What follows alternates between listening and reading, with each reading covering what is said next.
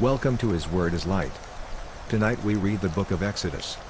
The book of Exodus is God's powerful act of redemption, delivering the Israelites from Egyptian slavery, establishing a covenant relationship with them by giving them the law, and demonstrating His sovereign power to save, punish sin, and fulfill His promises to His people.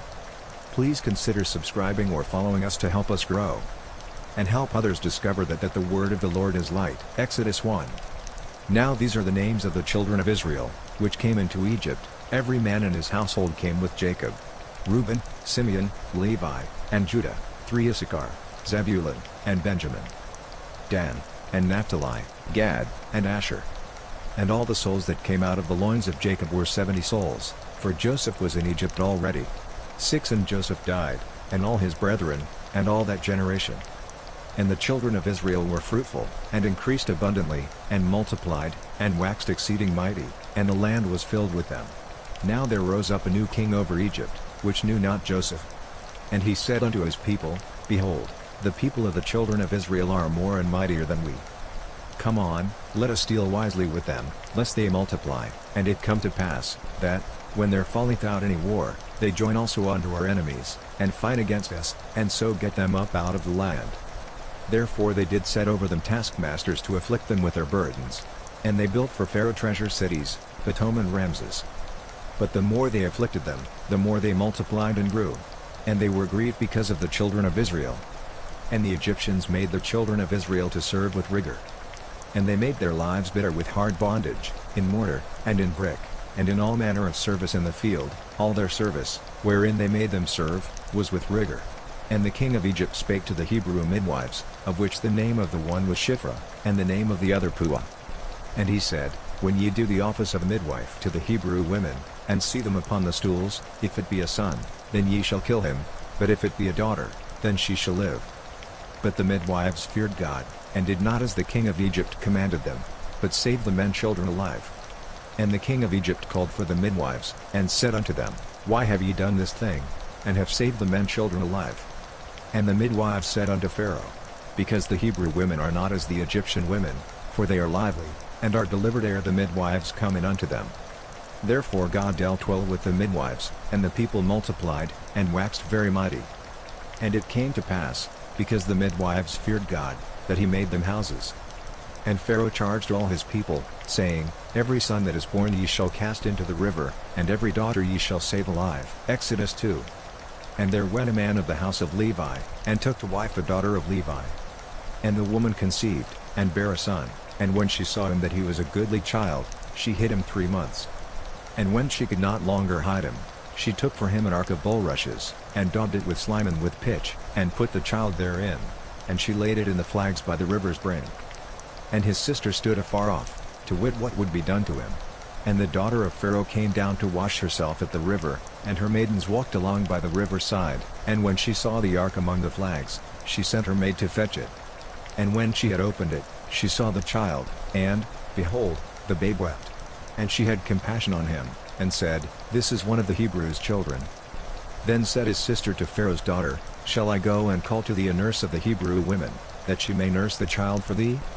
And Pharaoh's daughter said to her, Go. And the maid went and called the child's mother. And Pharaoh's daughter said unto her, Take this child away, and nurse it for me, and I will give thee thy wages. And the woman took the child, and nursed it. And the child grew, and she brought him unto Pharaoh's daughter, and he became her son. And she called his name Moses, and she said, Because I drew him out of the water. And it came to pass in those days, when Moses was grown, that he went out unto his brethren, and looked on their burdens, and he spied an Egyptian smiting an Hebrew, one of his brethren. And he looked this way and that way, and when he saw that there was no man, he slew the Egyptian, and hid him in the sand. And when he went out the second day, behold, 2 men of the Hebrews strove together, and he said to him that did the wrong, Wherefore smitest thou thy fellow? And he said, Who made thee a prince and a judge over us? Intendest thou to kill me, as thou killedst the Egyptian? And Moses feared, and said, Surely this thing is known. Now when Pharaoh heard this thing, he sought to slay Moses. But Moses fled from the face of Pharaoh, and dwelt in the land of Midian, and he sat down by a well. Now the priest of Midian had 7 daughters, and they came and drew water, and filled the troughs to water their father's flock. And the shepherds came and drove them away. But Moses stood up and helped them, and watered their flock. And when they came to Reuel their father, he said, How is it that ye are come so soon today? And they said, An Egyptian delivered us out of the hand of the shepherds, and also drew water enough for us, and watered the flock. And he said unto his daughters, And where is he? Why is it that ye have left the man? Call him, that he may eat bread. And Moses was content to dwell with the man, and he gave Moses Zipporah his daughter. And she bare him a son, and he called his name Gershom, for he said, I have been a stranger in a strange land. And it came to pass in process of time, that the king of Egypt died, and the children of Israel sighed by reason of the bondage, and they cried, and their cry came up unto God by reason of the bondage. And God heard their groaning, and God remembered his covenant with Abraham, with Isaac, and with Jacob. And God looked upon the children of Israel, and God had respect unto them. Exodus 3. Now Moses kept the flock of Jethro his father-in-law, the priest of Midian, and he led the flock to the backside of the desert, and came to the mountain of God, even to Horeb. And the angel of the Lord appeared unto him in a flame of fire out of the midst of a bush, and he looked, and, behold, the bush burned with fire, and the bush was not consumed. And Moses said, I will now turn aside, and see this great sight, why the bush is not burnt.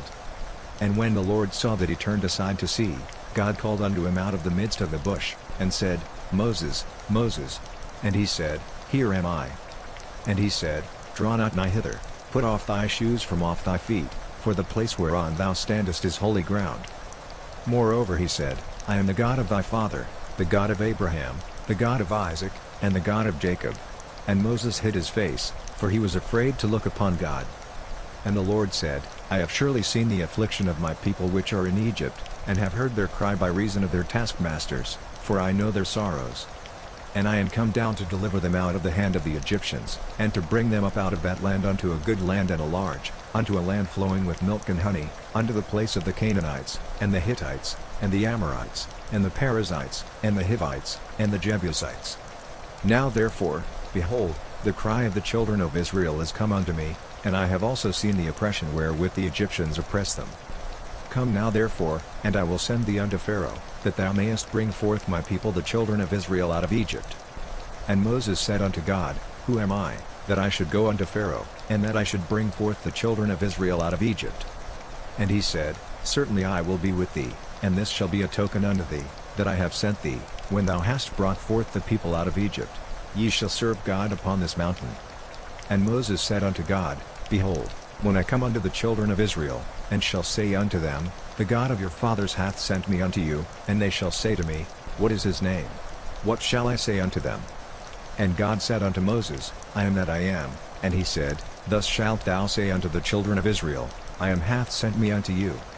And God said moreover unto Moses, Thus shalt thou say unto the children of Israel, The Lord God of your fathers, the God of Abraham, the God of Isaac, and the God of Jacob, hath sent me unto you. This is my name forever, and this is my memorial unto all generations.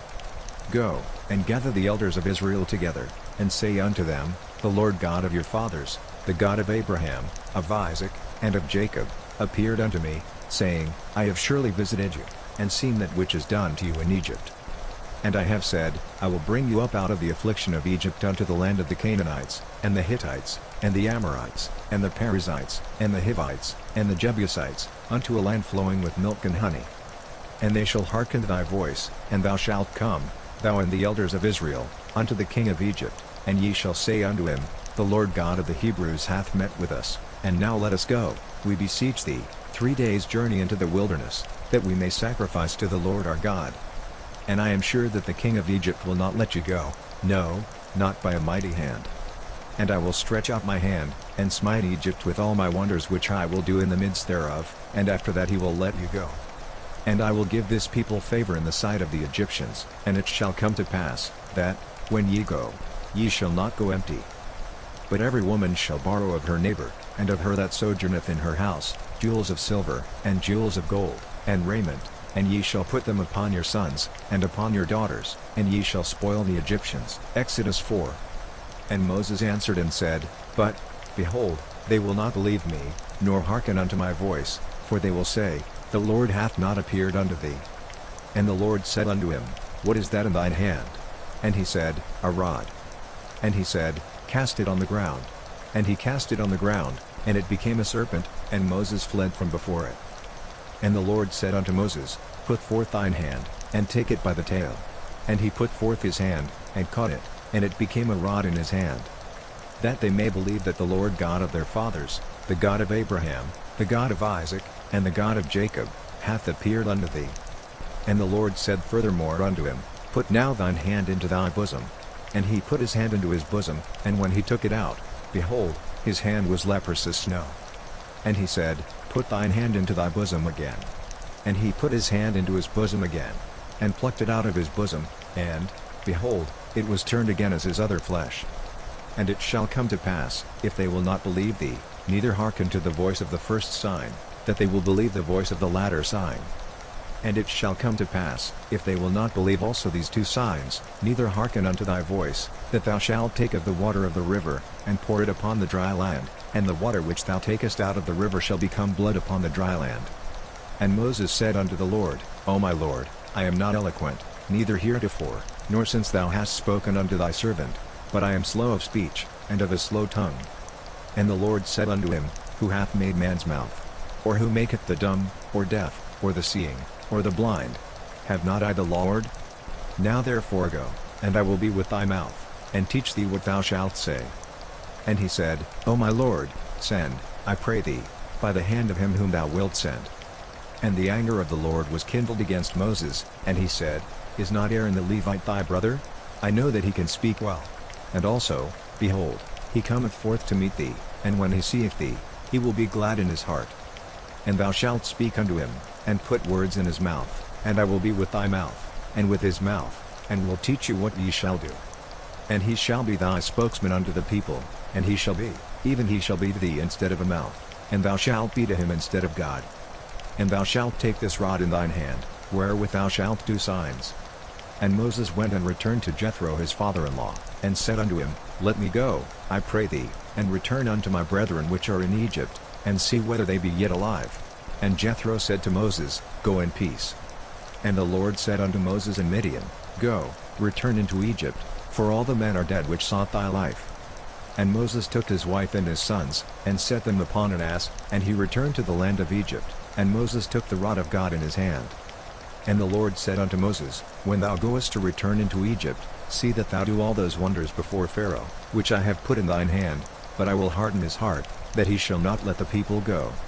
And thou shalt say unto Pharaoh, Thus saith the Lord, Israel is my son, even my firstborn. And I say unto thee, Let my son go, that he may serve me, and if thou refuse to let him go, behold, I will slay thy son, even thy firstborn.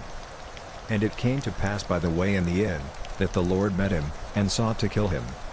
Then Zipporah took a sharp stone, and cut off the foreskin of her son, and cast it at his feet, and said, Surely a bloody husband art thou to me. So he let him go. Then she said, A bloody husband thou art, because of the circumcision.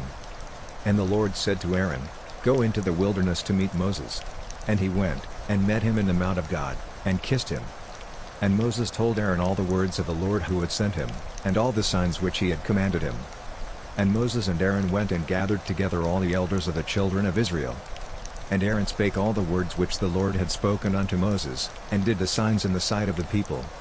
And the people believed, and when they heard that the Lord had visited the children of Israel, and that he had looked upon their affliction, then they bowed their heads and worshipped. Exodus 5.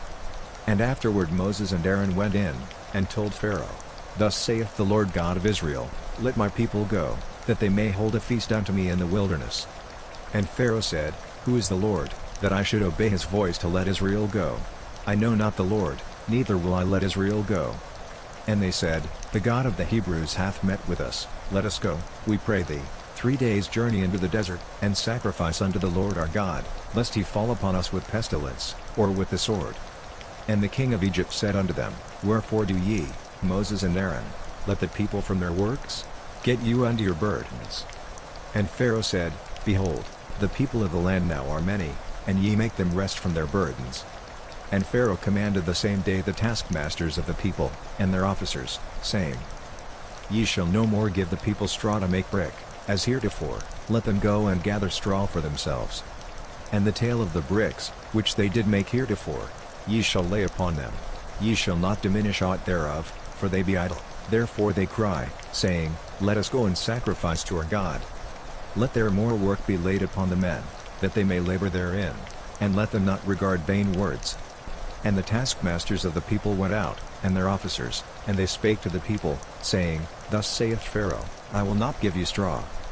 Go ye, get ye straw where ye can find it, yet not out of your work shall be diminished.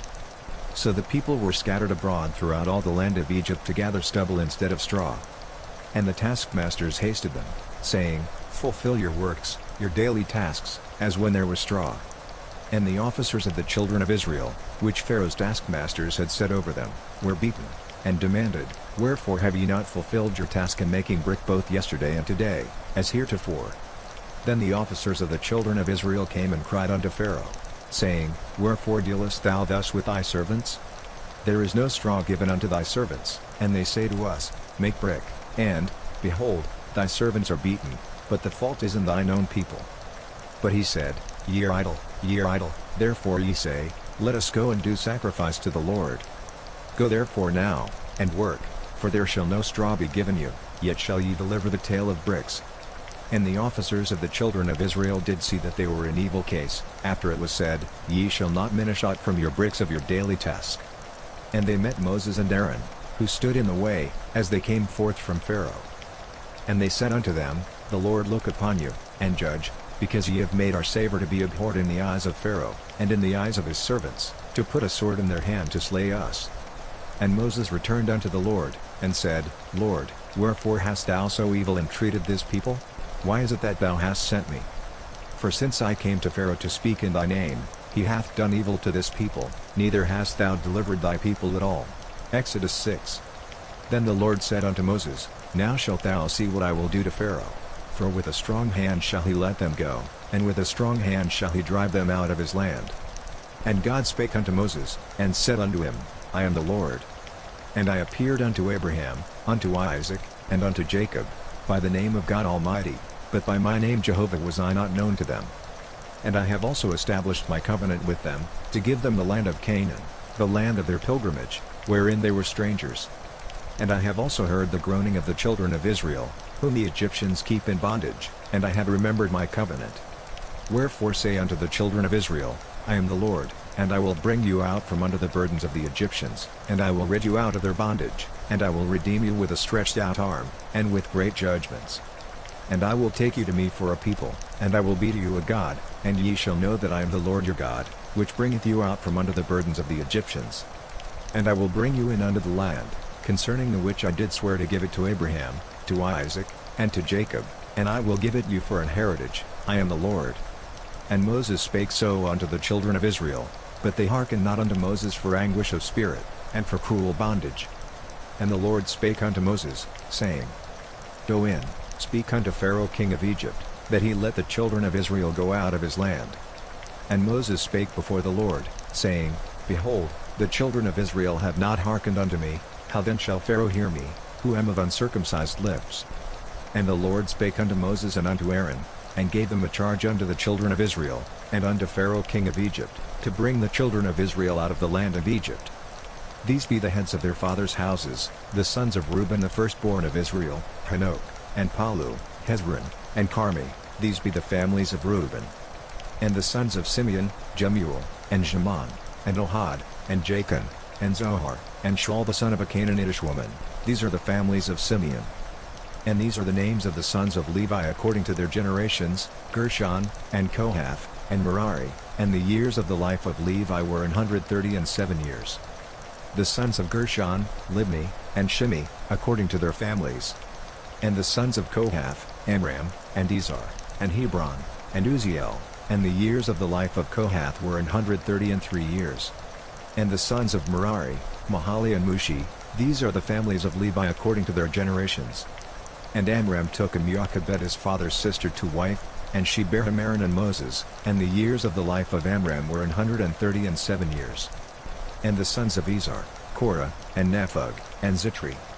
And the sons of Uzziel, Mishael, and Elzaphan, and Zithri.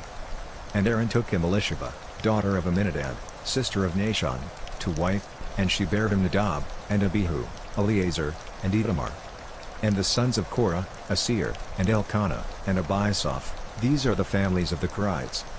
And Eleazar Aaron's son took him one of the daughters of Putiel to wife, and she bare him Phinehas. These are the heads of the fathers of the Levites according to their families. These are that Aaron and Moses, to whom the Lord said, Bring out the children of Israel from the land of Egypt according to their armies. These are they which spake to Pharaoh king of Egypt, to bring out the children of Israel from Egypt. These are that Moses and Aaron.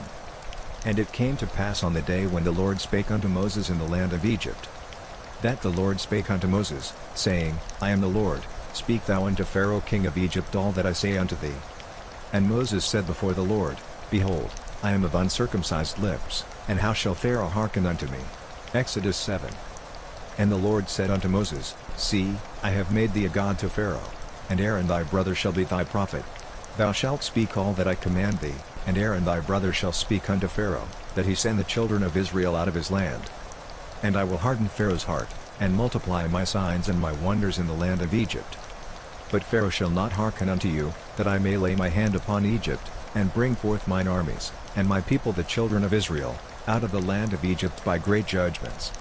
And the Egyptians shall know that I am the Lord, when I stretch forth mine hand upon Egypt, and bring out the children of Israel from among them. And Moses and Aaron did as the Lord commanded them, so did they. And Moses was fourscore years old, and Aaron fourscore and 3 years old, when they spake unto Pharaoh. And the Lord spake unto Moses and unto Aaron, saying, When Pharaoh shall speak unto you, saying, Show a miracle for you, then thou shalt say unto Aaron, Take thy rod, and cast it before Pharaoh, and it shall become a serpent. And Moses and Aaron went in unto Pharaoh, and they did so as the Lord had commanded, and Aaron cast down his rod before Pharaoh, and before his servants, and it became a serpent. Then Pharaoh also called the wise men and the sorcerers, now the magicians of Egypt, they also did in like manner with their enchantments. For they cast down every man his rod, and they became serpents, but Aaron's rod swallowed up their rods. And he hardened Pharaoh's heart, that he hearkened not unto them, as the Lord had said. And the Lord said unto Moses, Pharaoh's heart is hardened, he refuseth to let the people go. Get thee unto Pharaoh in the morning, lo, he goeth out unto the water, and thou shalt stand by the river's brink against he come, and the rod which was turned to a serpent shalt thou take in thine hand. And thou shalt say unto him, The Lord God of the Hebrews hath sent me unto thee, saying, Let my people go, that they may serve me in the wilderness, and, behold, hitherto thou wouldest not hear. Thus saith the Lord, In this thou shalt know that I am the Lord, behold, I will smite with the rod that is in mine hand upon the waters which are in the river, and they shall be turned to blood. And the fish that is in the river shall die, and the river shall stink, and the Egyptians shall loot it to drink of the water of the river. And the Lord spake unto Moses, Say unto Aaron, Take thy rod, and stretch out thine hand upon the waters of Egypt, upon their streams, upon their rivers, and upon their ponds, and upon all their pools of water, that they may become blood, and that there may be blood throughout all the land of Egypt, both in vessels of wood, and in vessels of stone. And Moses and Aaron did so, as the Lord commanded, and he lifted up the rod, and smote the waters that were in the river, in the sight of Pharaoh, and in the sight of his servants, and all the waters that were in the river were turned to blood. And the fish that was in the river died, and the river stank, and the Egyptians could not drink of the water of the river, and there was blood throughout all the land of Egypt. And the magicians of Egypt did so with their enchantments, and Pharaoh's heart was hardened, neither did he hearken unto them, as the Lord had said. And Pharaoh turned and went into his house, neither did he set his heart to this also. And all the Egyptians digged round about the river for water to drink, for they could not drink of the water of the river. And 7 days were fulfilled, after that the Lord had smitten the river. Exodus 8. And the Lord spake unto Moses, Go unto Pharaoh, and say unto him, Thus saith the Lord, Let my people go, that they may serve me. And if thou refuse to let them go, behold, I will smite all thy borders with frogs. And the river shall bring forth frogs abundantly, which shall go up and come into thine house, and into thy bedchamber, and upon thy bed, and into the house of thy servants, and upon thy people, and into thine ovens, and into thine eating troughs. And the frogs shall come up both on thee, and upon thy people, and upon all thy servants. And the Lord spake unto Moses, Say unto Aaron, Stretch forth thine hand with thy rod over the streams, over the rivers, and over the ponds, and cause frogs to come up upon the land of Egypt. And Aaron stretched out his hand over the waters of Egypt, and the frogs came up, and covered the land of Egypt. And the magicians did so with their enchantments, and brought up frogs upon the land of Egypt. Then Pharaoh called for Moses and Aaron, and said, Entreat the Lord, that he may take away the frogs from me, and from my people, and I will let the people go, that they may do sacrifice unto the Lord. And Moses said unto Pharaoh, Glory over me, when shall I entreat for thee, and for thy servants, and for thy people, to destroy the frogs from thee and thy houses, that they may remain in the river only? And he said, Tomorrow. And he said, Be it according to thy word, that thou mayest know that there is none like unto the Lord our God. And the frogs shall depart from thee, and from thy houses, and from thy servants, and from thy people, they shall remain in the river only. And Moses and Aaron went out from Pharaoh, and Moses cried unto the Lord because of the frogs which he had brought against Pharaoh. And the Lord did according to the word of Moses, and the frogs died out of the houses, out of the villages, and out of the fields. And they gathered them together upon heaps, and the land stank.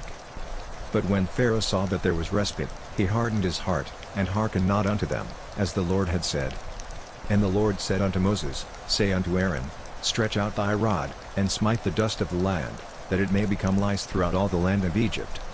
And they did so, for Aaron stretched out his hand with his rod, and smote the dust of the earth, and it became lice in man, and in beast, all the dust of the land became lice throughout all the land of Egypt. And the magicians did so with their enchantments to bring forth lice, but they could not, so there were lice upon man, and upon beast. Then the magician said unto Pharaoh, This is the finger of God, and Pharaoh's heart was hardened, and he hearkened not unto them, as the Lord had said. And the Lord said unto Moses, Rise up early in the morning, and stand before Pharaoh. Lo, he cometh forth to the water, and say unto him, Thus saith the Lord, Let my people go, that they may serve me. Else, if thou wilt not let my people go, behold, I will send swarms of flies upon thee, and upon thy servants, and upon thy people, and into thy houses, and the houses of the Egyptians shall be full of swarms of flies, and also the ground whereon they are. And I will sever in that day the land of Goshen, in which my people dwell, that no swarms of flies shall be there, to the end thou mayest know that I am the Lord in the midst of the earth. And I will put a division between my people and thy people, tomorrow shall this sign be. And the Lord did so, and there came a grievous swarm of flies into the house of Pharaoh, and into his servants' houses, and into all the land of Egypt. The land was corrupted by reason of the swarm of flies. And Pharaoh called for Moses and for Aaron, and said, Go ye, sacrifice to your God in the land. And Moses said, It is not meet so to do, for we shall sacrifice the abomination of the Egyptians to the Lord our God. Lo, shall we sacrifice the abomination of the Egyptians before their eyes, and will they not stone us? We will go 3 days' journey into the wilderness, and sacrifice to the Lord our God, as he shall command us. And Pharaoh said, I will let you go, that ye may sacrifice to the Lord your God in the wilderness, only ye shall not go very far away, entreat for me. And Moses said, Behold, I go out from thee, and I will entreat the Lord that the swarms of flies may depart from Pharaoh, from his servants, and from his people, tomorrow, but let not Pharaoh deal deceitfully any more in not letting the people go to sacrifice to the Lord. And Moses went out from Pharaoh, and entreated the Lord. And the Lord did according to the word of Moses, and he removed the swarms of flies from Pharaoh, from his servants, and from his people, there remained not one. And Pharaoh hardened his heart at this time also, neither would he let the people go. Exodus 9. Then the Lord said unto Moses, Go in unto Pharaoh, and tell him, Thus saith the Lord God of the Hebrews, Let my people go, that they may serve me. For if thou refuse to let them go, and wilt hold them still, behold, the hand of the Lord is upon thy cattle which is in the field, upon the horses, upon the asses, upon the camels, upon the oxen, and upon the sheep, there shall be a very grievous murrain. And the Lord shall sever between the cattle of Israel and the cattle of Egypt, and there shall nothing die of all that is the children's of Israel. And the Lord appointed a set time, saying, Tomorrow the Lord shall do this thing in the land. And the Lord did the thing on the morrow, and all the cattle of Egypt died, but of the cattle of the children of Israel died not one. And Pharaoh sent, and, behold, there was not one of the cattle of the Israelites dead. And the heart of Pharaoh was hardened, and he did not let the people go. And the Lord said unto Moses and unto Aaron, Take 2 handfuls of ashes of the furnace, and let Moses sprinkle it toward the heaven in the sight of Pharaoh. And it shall become small dust in all the land of Egypt, and shall be a boil breaking forth with blains upon man, and upon beast, throughout all the land of Egypt. And they took ashes of the furnace, and stood before Pharaoh, and Moses sprinkled it up toward heaven, and it became a boil breaking forth with blains upon man, and upon beast. And the magicians could not stand before Moses because of the boils, for the boil was upon the magicians, and upon all the Egyptians. And the Lord hardened the heart of Pharaoh, and he hearkened not unto them, as the Lord had spoken unto Moses. And the Lord said unto Moses, Rise up early in the morning, and stand before Pharaoh, and say unto him, Thus saith the Lord God of the Hebrews, Let my people go, that they may serve me. For I will at this time send all my plagues upon thine heart, and upon thy servants, and upon thy people, that thou mayest know that there is none like me in all the earth. For now I will stretch out my hand, that I may smite thee and thy people with pestilence, and thou shalt be cut off from the earth. And in very deed for this cause have I raised thee up, for to show in thee my power, and that my name may be declared throughout all the earth. As yet exaltest thou thyself against my people, that thou wilt not let them go? Behold, tomorrow about this time I will cause it to rain a very grievous hail, such as hath not been in Egypt since the foundation thereof even until now. Send therefore now, and gather thy cattle, and all that thou hast in the field, for upon every man and beast which shall be found in the field, and shall not be brought home, the hail shall come down upon them, and they shall die. He that feared the word of the Lord among the servants of Pharaoh made his servants and his cattle flee into the houses. And he that regarded not the word of the Lord left his servants and his cattle in the field. And the Lord said unto Moses, Stretch forth thine hand toward heaven, that there may be hail in all the land of Egypt, upon man, and upon beast, and upon every herb of the field, throughout the land of Egypt. And Moses stretched forth his rod toward heaven, and the Lord sent thunder and hail, and the fire ran along upon the ground, and the Lord rained hail upon the land of Egypt. So there was hail, and fire mingled with the hail, very grievous, such as there was none like it in all the land of Egypt since it became a nation. And the hail smote throughout all the land of Egypt all that was in the field, both man and beast, and the hail smote every herb of the field, and brake every tree of the field. Only in the land of Goshen, where the children of Israel were, was there no hail. And Pharaoh sent, and called for Moses and Aaron, and said unto them, I have sinned this time, the Lord is righteous, and I and my people are wicked. Entreat the Lord, for it is enough, that there be no more mighty thunderings and hail, and I will let you go, and ye shall stay no longer.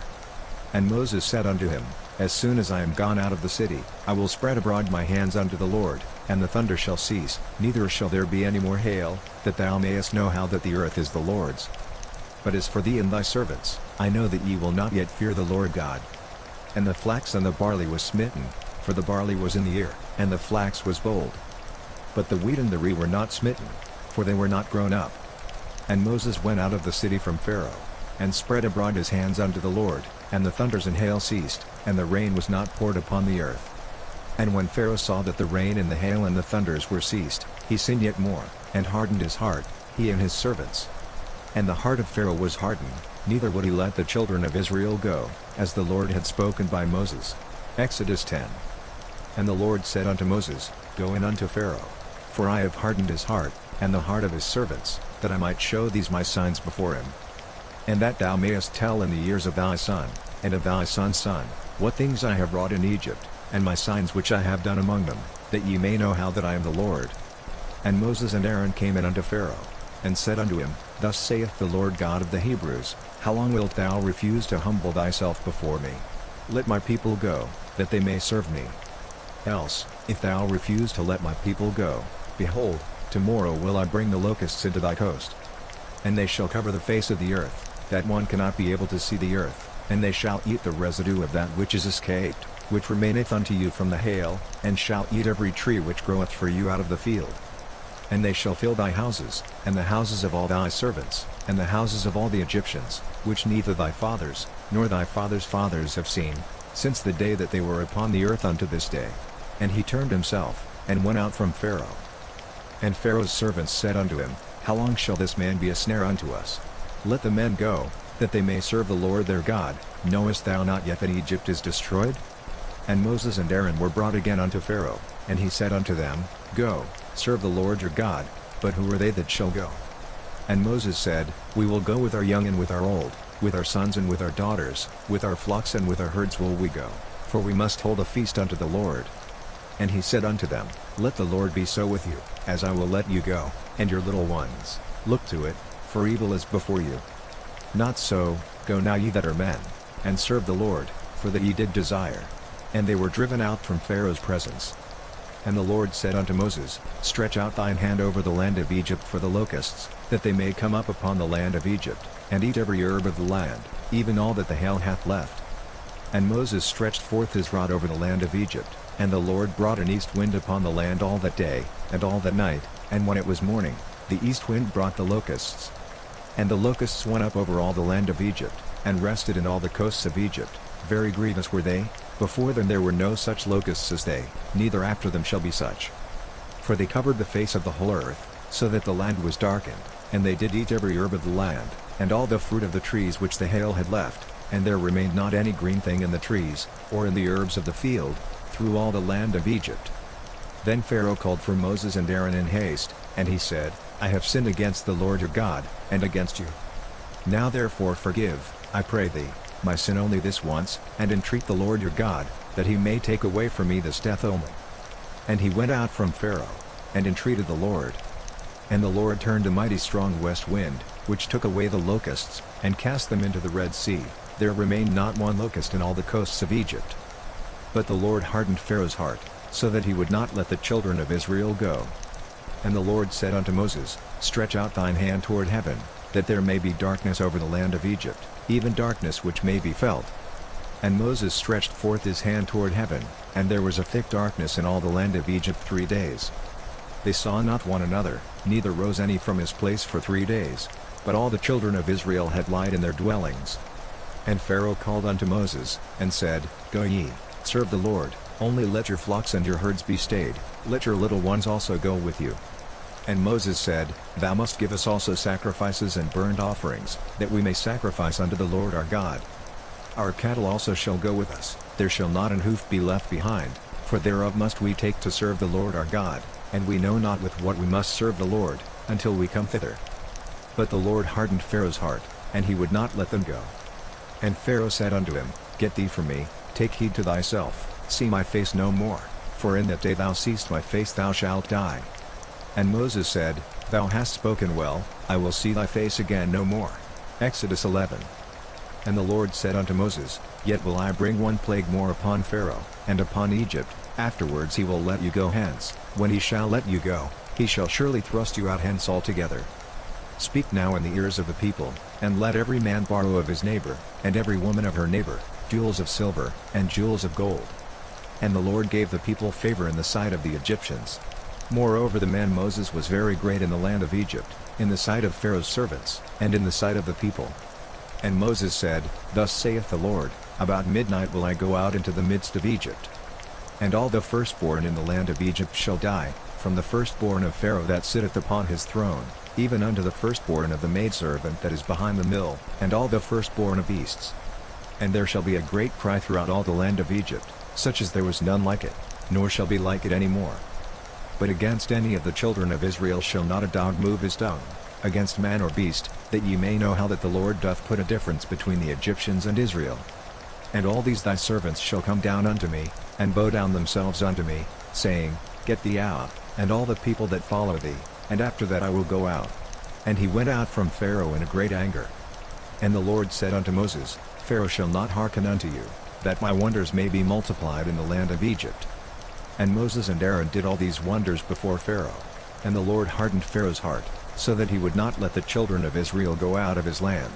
Exodus 12. And the Lord spake unto Moses and Aaron in the land of Egypt, saying, This month shall be unto you the beginning of months, it shall be the first month of the year to you.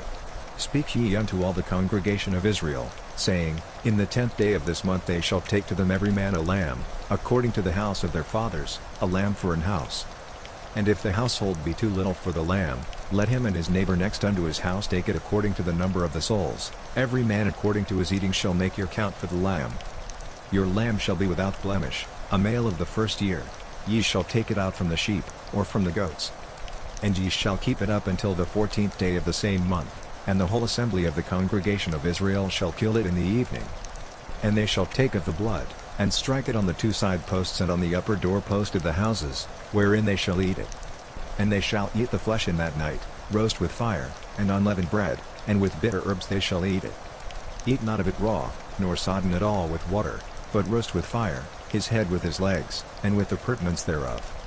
And ye shall let nothing of it remain until the morning, and that which remaineth of it until the morning ye shall burn with fire. And thus shall ye eat it, with your loins girded, your shoes on your feet, and your staff in your hand, and ye shall eat it in haste. It is the Lord's Passover.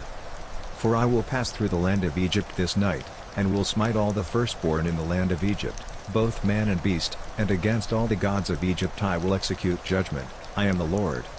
And the blood shall be to you for a token upon the houses where ye are, and when I see the blood, I will pass over you, and the plague shall not be upon you to destroy you, when I smite the land of Egypt. And this day shall be unto you for a memorial, and ye shall keep it a feast to the Lord throughout your generations.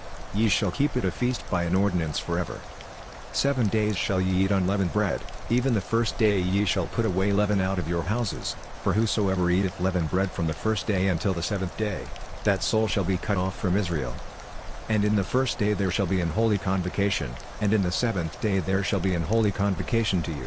No manner of work shall be done in them, save that which every man must eat, that only may be done of you. And ye shall observe the feast of unleavened bread, for in this selfsame day have I brought your armies out of the land of Egypt, therefore shall ye observe this day in your generations by an ordinance forever. In the first month, on the 14th day of the month at even, ye shall eat unleavened bread, until the 21st day of the month at even. 7 days shall there be no leaven found in your houses, for whosoever eateth that which is leaven, even that soul shall be cut off from the congregation of Israel, whether he be a stranger, or born in the land. Ye shall eat nothing leavened, in all your habitations shall ye eat unleavened bread. Then Moses called for all the elders of Israel, and said unto them, Draw out and take you a lamb according to your families, and kill the Passover. And ye shall take a bunch of hyssop, and dip it in the blood that is in the basin, and strike the lintel and the 2 side posts with the blood that is in the basin, and none of you shall go out at the door of his house until the morning. For the Lord will pass through to smite the Egyptians, and when he seeth the blood upon the lintel, and on the 2 side posts, the Lord will pass over the door, and will not suffer the destroyer to come in unto your houses to smite you. And ye shall observe this thing for an ordinance to thee and to thy sons forever. And it shall come to pass, when ye be come to the land which the Lord will give you, according as he hath promised, that ye shall keep this service. And it shall come to pass, when your children shall say unto you, What mean ye by this service? That ye shall say, It is the sacrifice of the Lord's Passover, who passed over the houses of the children of Israel in Egypt, when he smote the Egyptians, and delivered our houses. And the people bowed the head and worshipped. And the children of Israel went away, and did as the Lord had commanded Moses and Aaron, so did they. And it came to pass, that at midnight the Lord smote all the firstborn in the land of Egypt, from the firstborn of Pharaoh that sat on his throne unto the firstborn of the captive that was in the dungeon, and all the firstborn of cattle. And Pharaoh rose up in the night, he, and all his servants, and all the Egyptians, and there was a great cry in Egypt, for there was not a house where there was not one dead. And he called for Moses and Aaron by night, and said, Rise up, and get you forth from among my people, both ye and the children of Israel, and go, serve the Lord, as ye have said. Also take your flocks and your herds, as ye have said, and be gone, and bless me also. And the Egyptians were urgent upon the people, that they might send them out of the land in haste, for they said, We be all dead men. And the people took their dough before it was leavened, their kneading troughs being bound up in their clothes upon their shoulders. And the children of Israel did according to the word of Moses, and they borrowed of the Egyptians jewels of silver, and jewels of gold, and raiment. And the Lord gave the people favor in the sight of the Egyptians, so that they lent unto them such things as they required. And they spoiled the Egyptians. And the children of Israel journeyed from Ramesses to Succoth, about 600,000 on foot that were men, beside children. And a mixed multitude went up also with them, and flocks, and herds, even very much cattle. And they baked unleavened cakes of the dough which they brought forth out of Egypt, for it was not leavened, because they were thrust out of Egypt, and could not tarry, neither had they prepared for themselves any victual. Now the sojourning of the children of Israel, who dwelt in Egypt, was 430 years. And it came to pass at the end of the 430 years, even the selfsame day it came to pass, that all the hosts of the Lord went out from the land of Egypt. It is a night to be much observed unto the Lord for bringing them out from the land of Egypt. This is the night of the Lord to be observed of all the children of Israel in their generations. And the Lord said unto Moses and Aaron, This is the ordinance of the Passover, there shall no stranger eat thereof. But every man's servant that is bought for money, when thou hast circumcised him, then shall he eat thereof. A foreigner and an hired servant shall not eat thereof. in one house shall it be eaten. Thou shalt not carry forth aught of the flesh abroad out of the house, neither shall ye break a bone thereof. All the congregation of Israel shall keep it. And when a stranger shall sojourn with thee, and will keep the Passover to the Lord, let all his males be circumcised, and then let him come near and keep it, and he shall be as one that is born in the land, for no uncircumcised person shall eat thereof. One law shall be to him that is homeborn, and unto the stranger that sojourneth among him. Thus did all the children of Israel, as the Lord commanded Moses and Aaron, so did they. And it came to pass the selfsame day, that the Lord did bring the children of Israel out of the land of Egypt by their armies. Exodus 13. And the Lord spake unto Moses, saying, Sanctify unto me all the firstborn, whatsoever openeth the womb among the children of Israel, both of man and of beast, it is mine. And Moses said unto the people, Remember this day, in which ye came out from Egypt, out of the house of bondage, for by strength of hand the Lord brought you out from this place, there shall no leavened bread be eaten. This day came ye out in the month of Abib. And it shall be when the Lord shall bring thee into the land of the Canaanites, and the Hittites, and the Amorites, and the Hivites, and the Jebusites, which he sware unto thy fathers to give thee, a land flowing with milk and honey, that thou shalt keep this service in this month. 7 days thou shalt eat unleavened bread, and in the 7th day shall be a feast to the Lord. Unleavened bread shall be eaten 7 days, and there shall no leavened bread be seen with thee, neither shall there be leaven seen with thee in all thy quarters. And thou shalt show thy son in that day, saying, This is done because of that which the Lord did unto me when I came forth out of Egypt. And it shall be for a sign unto thee upon thine hand, and for a memorial between thine eyes, that the Lord's law may be in thy mouth, for with a strong hand hath the Lord brought thee out of Egypt. Thou shalt therefore keep this ordinance in his season from year to year. And it shall be when the Lord shall bring thee into the land of the Canaanites, as he sware unto thee and to thy fathers, and shall give it thee, that thou shalt set apart unto the Lord all that openeth the matrix, and every firstling that cometh of a beast which thou hast, the males shall be the Lord's. And every firstling of an ass thou shalt redeem with a lamb, and if thou wilt not redeem it, then thou shalt break his neck, and all the firstborn of man among thy children shalt thou redeem. And it shall be when thy son asketh thee in time to come, saying, What is this? That thou shalt say unto him, By strength of hand the Lord brought us out from Egypt, from the house of bondage. And it came to pass, when Pharaoh would hardly let us go, that the Lord slew all the firstborn in the land of Egypt, both the firstborn of man, and the firstborn of beast. Therefore I sacrifice to the Lord all that openeth the matrix, being males, but all the firstborn of my children I redeem. And it shall be for a token upon thine hand, and for frontlets between thine eyes, for by strength of hand the Lord brought us forth out of Egypt. And it came to pass, when Pharaoh had let the people go, that God led them not through the way of the land of the Philistines, although that was near, for God said, Lest peradventure the people repent when they see war, and they return to Egypt. But God led the people about, through the way of the wilderness of the Red Sea, and the children of Israel went up harnessed out of the land of Egypt. And Moses took the bones of Joseph with him, for he had straitly sworn the children of Israel, saying, God will surely visit you, and ye shall carry up my bones away hence with you. And they took their journey from Succoth, and encamped in Etham, in the edge of the wilderness. And the Lord went before them by day in a pillar of a cloud, to lead them the way, and by night in a pillar of fire, to give them light, to go by day and night. He took not away the pillar of the cloud by day, nor the pillar of fire by night, from before the people. Exodus 14. And the Lord spake unto Moses, saying, Speak unto the children of Israel, that they turn and encamp before Pi-hahiroth, between Migdol and the sea, over against Baal-zephon, before it shall ye encamp by the sea.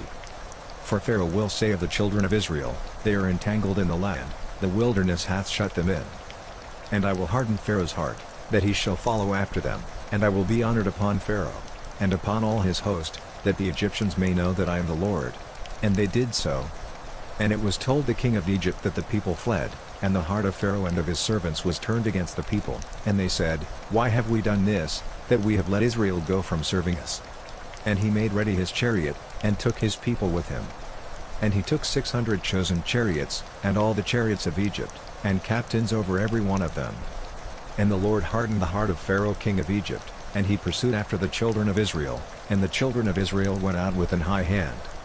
But the Egyptians pursued after them, all the horses and chariots of Pharaoh, and his horsemen, and his army, and overtook them encamping by the sea, beside Pi-hahiroth, before Baal-zephon. And when Pharaoh drew nigh, the children of Israel lifted up their eyes, and, behold, the Egyptians marched after them, and they were sore afraid, and the children of Israel cried out unto the Lord. And they said unto Moses, Because there were no graves in Egypt, hast thou taken us away to die in the wilderness? Wherefore hast thou dealt thus with us, to carry us forth out of Egypt? Is not this the word that we did tell thee in Egypt, saying, Let us alone, that we may serve the Egyptians? For it had been better for us to serve the Egyptians, than that we should die in the wilderness. And Moses said unto the people, Fear ye not, stand still, and see the salvation of the Lord, which he will show to you today, for the Egyptians whom ye have seen today, ye shall see them again no more forever. The Lord shall fight for you, and ye shall hold your peace. And the Lord said unto Moses, Wherefore criest thou unto me? Speak unto the children of Israel, that they go forward. But lift thou up thy rod, and stretch out thine hand over the sea, and divide it, and the children of Israel shall go on dry ground through the midst of the sea. And I, behold, I will harden the hearts of the Egyptians, and they shall follow them, and I will get me honor upon Pharaoh, and upon all his host, upon his chariots, and upon his horsemen.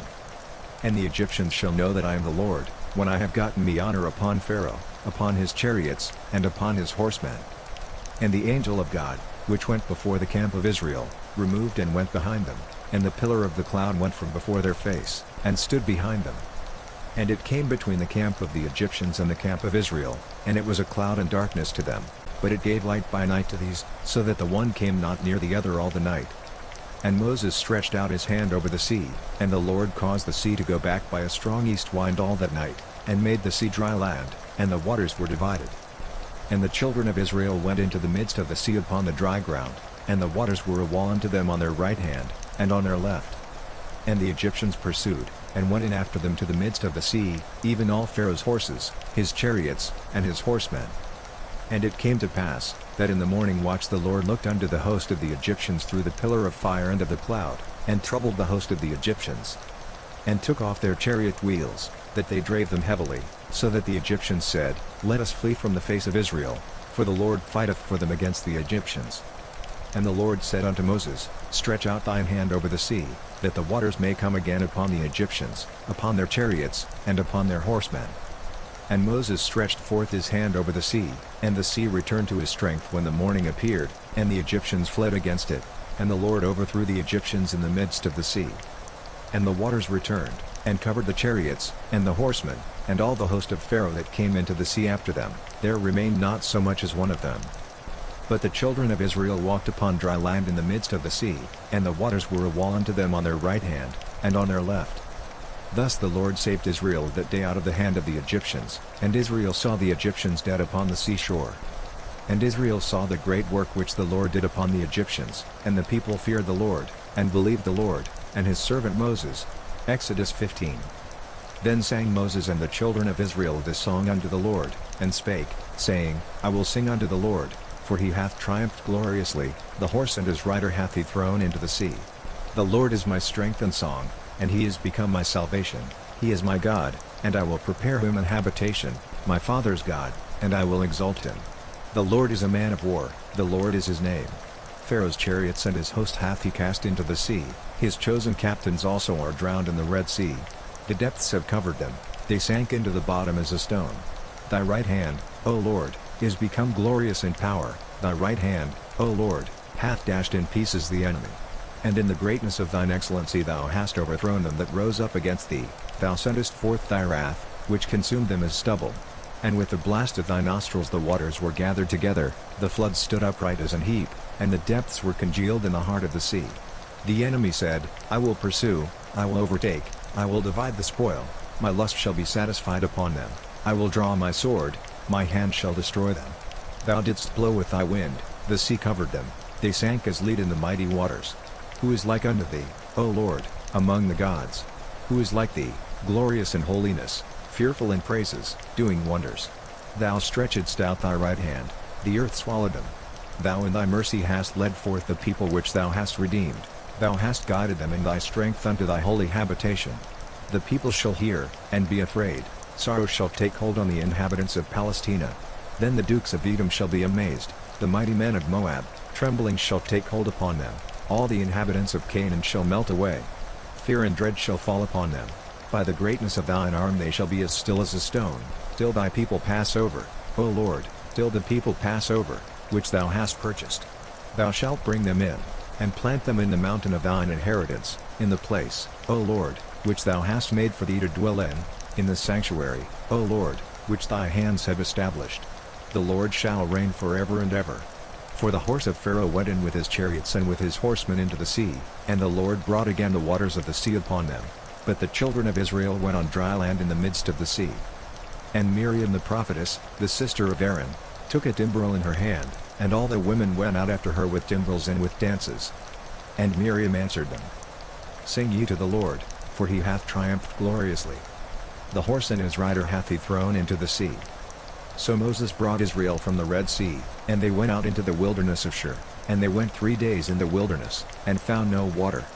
And when they came to Marah, they could not drink of the waters of Marah, for they were bitter, therefore the name of it was called Marah. And the people murmured against Moses, saying, What shall we drink?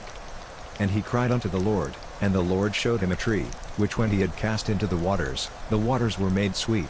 There he made for them a statute and an ordinance, and there he proved them. And said, If thou wilt diligently hearken to the voice of the Lord thy God, and wilt do that which is right in his sight, and wilt give ear to his commandments, and keep all his statutes, I will put none of these diseases upon thee, which I have brought upon the Egyptians, for I am the Lord that healeth thee. And they came to Elim, where were 12 wells of water, and 70 palm trees, and they encamped there by the waters. Exodus 16. And they took their journey from Elim, and all the congregation of the children of Israel came unto the wilderness of Sin, which is between Elim and Sinai, on the 15th day of the 2nd month after their departing out of the land of Egypt. And the whole congregation of the children of Israel murmured against Moses and Aaron in the wilderness. And the children of Israel said unto them, Would to God we had died by the hand of the Lord in the land of Egypt, when we sat by the flesh pots, and when we did eat bread to the full, for ye have brought us forth into this wilderness, to kill this whole assembly with hunger. Then said the Lord unto Moses, Behold, I will rain bread from heaven for you, and the people shall go out and gather a certain rate every day, that I may prove them, whether they will walk in my law, or no. And it shall come to pass, that on the 6th day they shall prepare that which they bring in, and it shall be twice as much as they gather daily. And Moses and Aaron said unto all the children of Israel, At even, then ye shall know that the Lord hath brought you out from the land of Egypt. And in the morning, then ye shall see the glory of the Lord, for that he heareth your murmurings against the Lord. And what are we, that ye murmur against us? And Moses said, This shall be, when the Lord shall give you in the evening flesh to eat, and in the morning bread to the full, for that the Lord heareth your murmurings which ye murmur against him. And what are we? Your murmurings are not against us, but against the Lord. And Moses spake unto Aaron, Say unto all the congregation of the children of Israel, Come near before the Lord, for he hath heard your murmurings. And it came to pass, as Aaron spake unto the whole congregation of the children of Israel, that they looked toward the wilderness, and, behold, the glory of the Lord appeared in the cloud. And the Lord spake unto Moses, saying, I have heard the murmurings of the children of Israel. Speak unto them, saying, At even ye shall eat flesh, and in the morning ye shall be filled with bread, and ye shall know that I am the Lord your God. And it came to pass, that at even the quails came up, and covered the camp, and in the morning the dew lay round about the host. And when the dew that lay was gone up, behold, upon the face of the wilderness there lay a small round thing, as small as the hoarfrost on the ground. And when the children of Israel saw it, they said one to another, It is manna, for they wist not what it was. And Moses said unto them, This is the bread which the Lord hath given you to eat. This is the thing which the Lord hath commanded, gather of it every man according to his eating, an omer for every man, according to the number of your persons, take ye every man for them which are in his tents. And the children of Israel did so, and gathered, some more, some less. And when they did meet it with an omer, he that gathered much had nothing over, and he that gathered little had no lack, they gathered every man according to his eating. And Moses said, Let no man leave of it till the morning. Notwithstanding they hearkened not unto Moses, but some of them left of it until the morning, and it bred worms, and stank, and Moses was wroth with them. And they gathered it every morning, every man according to his eating, and when the sun waxed hot, it melted. And it came to pass, that on the 6th day they gathered twice as much bread, 2 omers for one man, and all the rulers of the congregation came and told Moses. And he said unto them, This is that which the Lord hath said, Tomorrow is the rest of the holy Sabbath unto the Lord. Bake that which ye will bake today, and seethe that ye will seethe, and that which remaineth over lay up for you to be kept until the morning. And they laid it up till the morning, as Moses bade, and it did not stink, neither was there any worm therein. And Moses said, Eat that today, for today is a Sabbath unto the Lord, today ye shall not find it in the field. 6 days ye shall gather it, but on the 7th day, which is the Sabbath, in it there shall be none. And it came to pass, that there went out some of the people on the 7th day for to gather, and they found none. And the Lord said unto Moses, How long refuse ye to keep my commandments and my laws?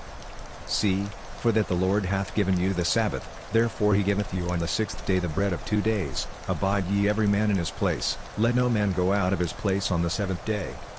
So the people rested on the 7th day. And the house of Israel called the name thereof manna, and it was like coriander seed, white, and the taste of it was like wafers made with honey. And Moses said, This is the thing which the Lord commandeth, fill an omer of it to be kept for your generations, that they may see the bread wherewith I have fed you in the wilderness, when I brought you forth from the land of Egypt. And Moses said unto Aaron, Take a pot, and put an omer full of manna therein, and lay it up before the Lord, to be kept for your generations. As the Lord commanded Moses, so Aaron laid it up before the testimony, to be kept. And the children of Israel did eat manna 40 years, until they came to a land inhabited, they did eat manna, until they came unto the borders of the land of Canaan. Now an omer is the 10th part of an ephah. Exodus 17. And all the congregation of the children of Israel journeyed from the wilderness of Sin, after their journeys, according to the commandment of the Lord, and pitched in Rephidim, and there was no water for the people to drink. Wherefore the people did chide with Moses, and said, Give us water that we may drink. And Moses said unto them, Why chide ye with me? Wherefore do ye tempt the Lord? And the people thirsted there for water, and the people murmured against Moses, and said, Wherefore is this that thou hast brought us up out of Egypt, to kill us and our children and our cattle with thirst? And Moses cried unto the Lord, saying, What shall I do unto this people? They be almost ready to stone me. And the Lord said unto Moses, Go on before the people, and take with thee of the elders of Israel, and thy rod, wherewith thou smotest the river, take in thine hand, and go. Behold, I will stand before thee there upon the rock in Horeb, and thou shalt smite the rock, and there shall come water out of it, that the people may drink. And Moses did so in the sight of the elders of Israel.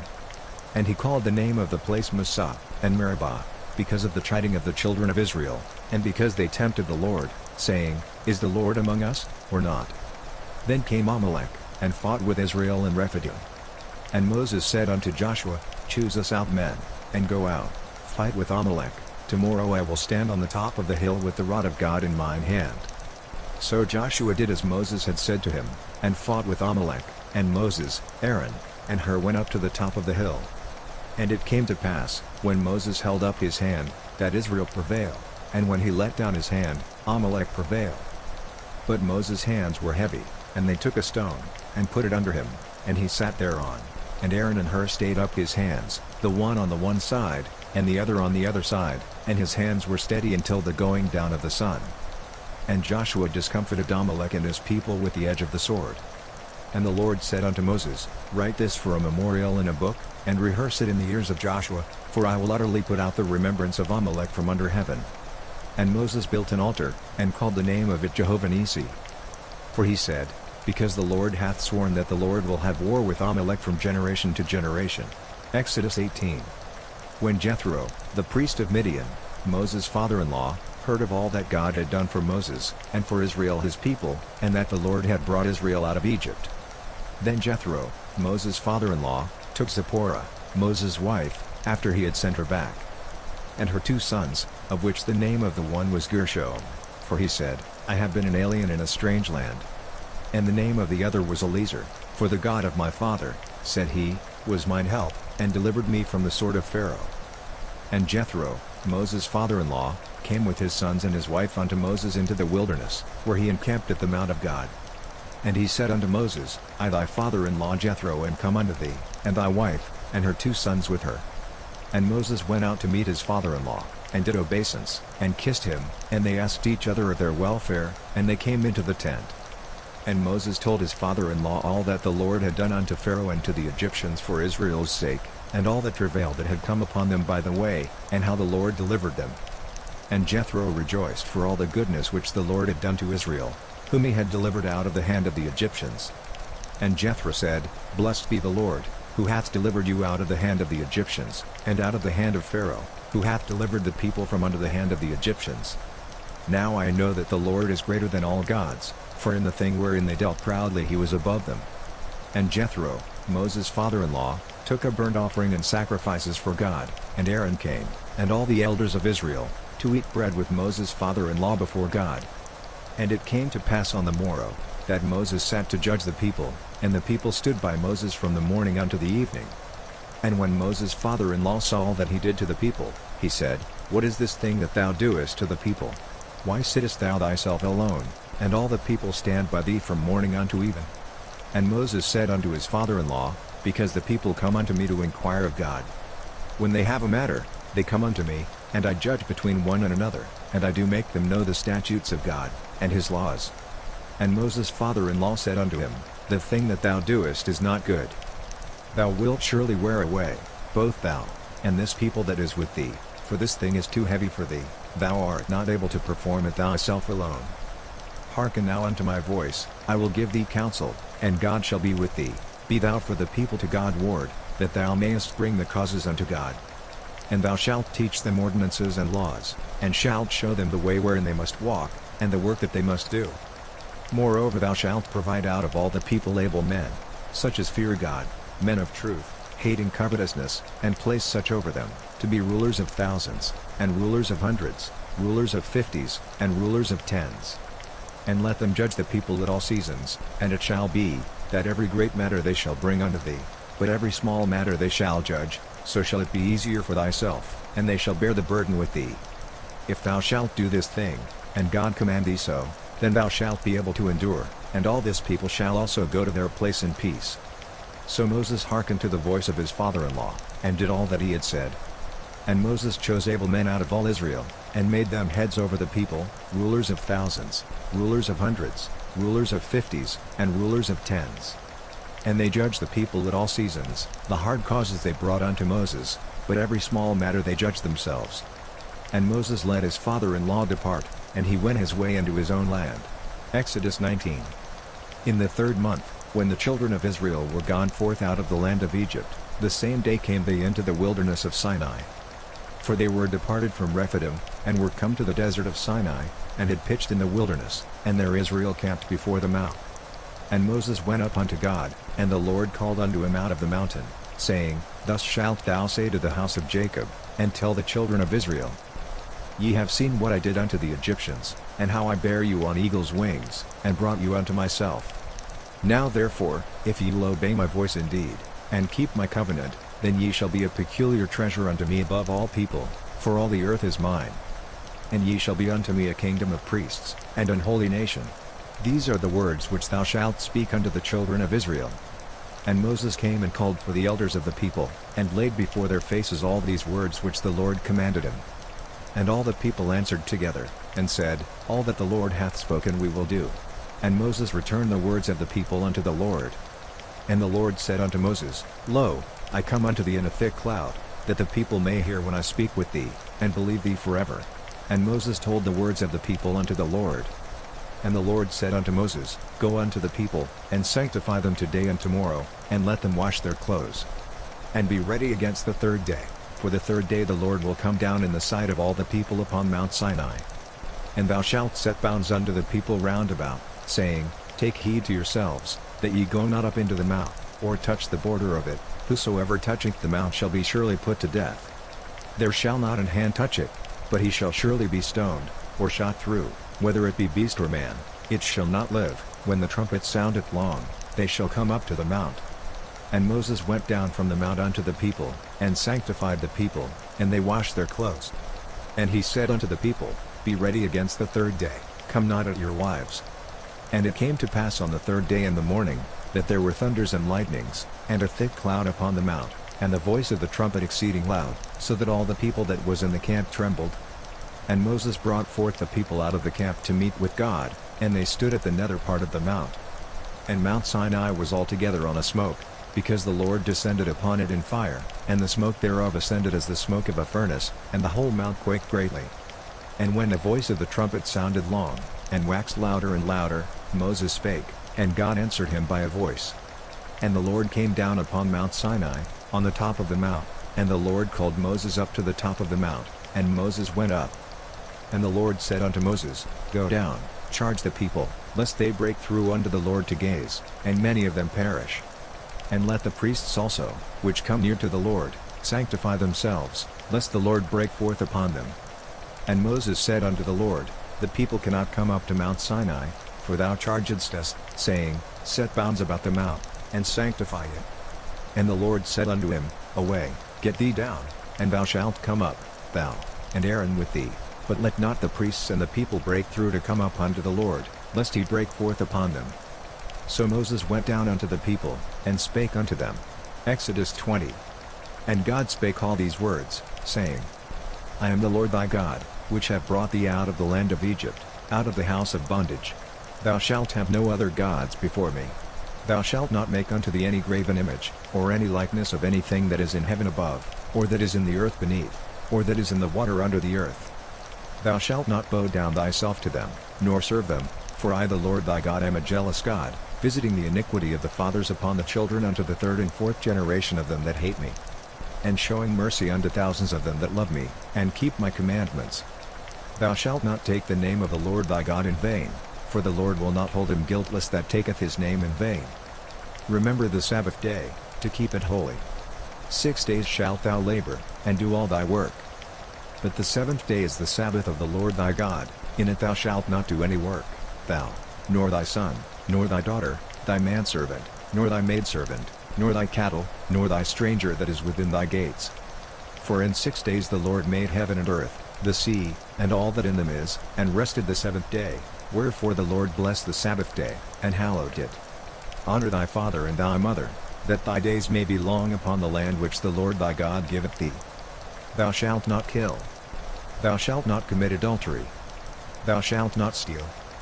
Thou shalt not bear false witness against thy neighbor.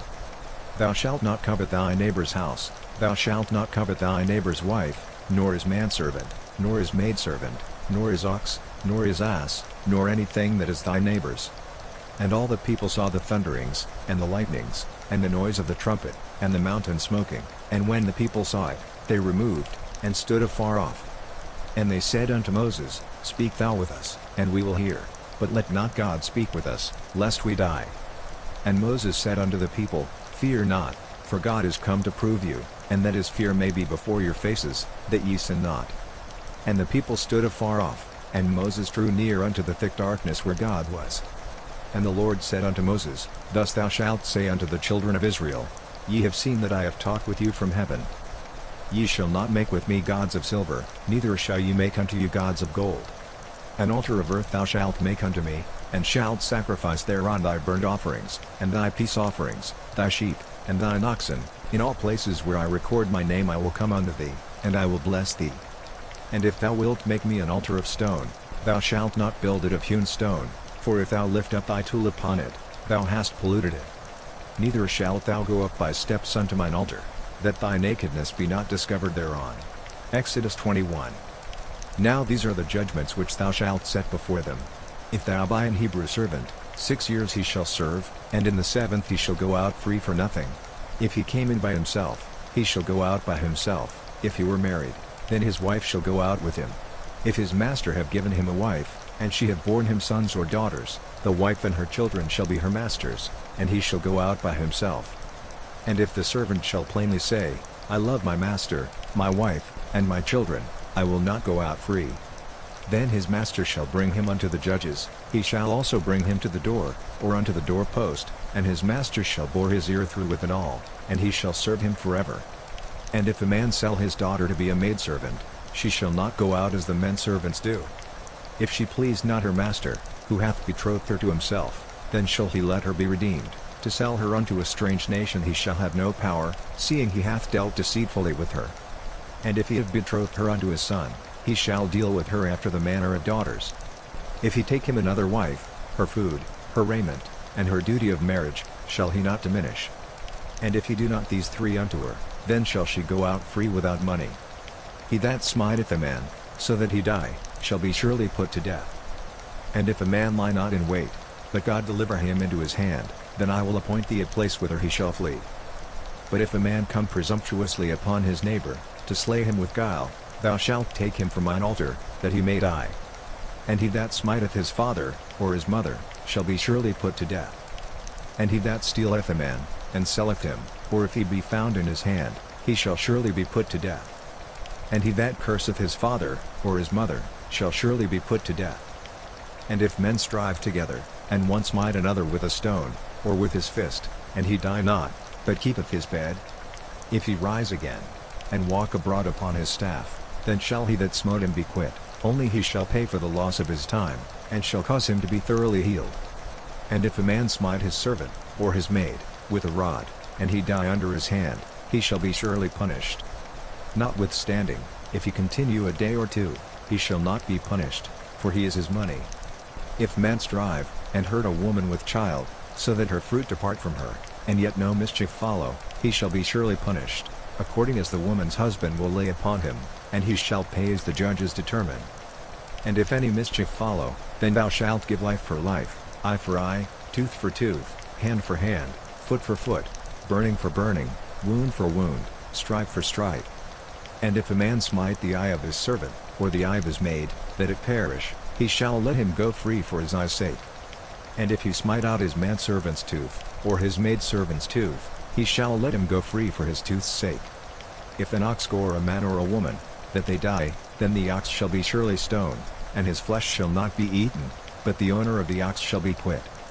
But if the ox were wont to push with his horn in time past, and it hath been testified to his owner, and he hath not kept him in, but that he hath killed a man or a woman, the ox shall be stoned, and his owner also shall be put to death. If there be laid on him a sum of money, then he shall give for the ransom of his life whatsoever is laid upon him. Whether he have gored a son, or have gored a daughter, according to this judgment shall it be done unto him. If the ox shall push a manservant or a maidservant, he shall give unto their master 30 shekels of silver, and the ox shall be stoned. And if a man shall open a pit, or if a man shall dig a pit, and not cover it, and an ox or an ass fall therein, the owner of the pit shall make it good, and give money unto the owner of them, and the dead beast shall be his. And if one man's ox hurt another's, that he die, then they shall sell the live ox, and divide the money of it, and the dead ox also they shall divide.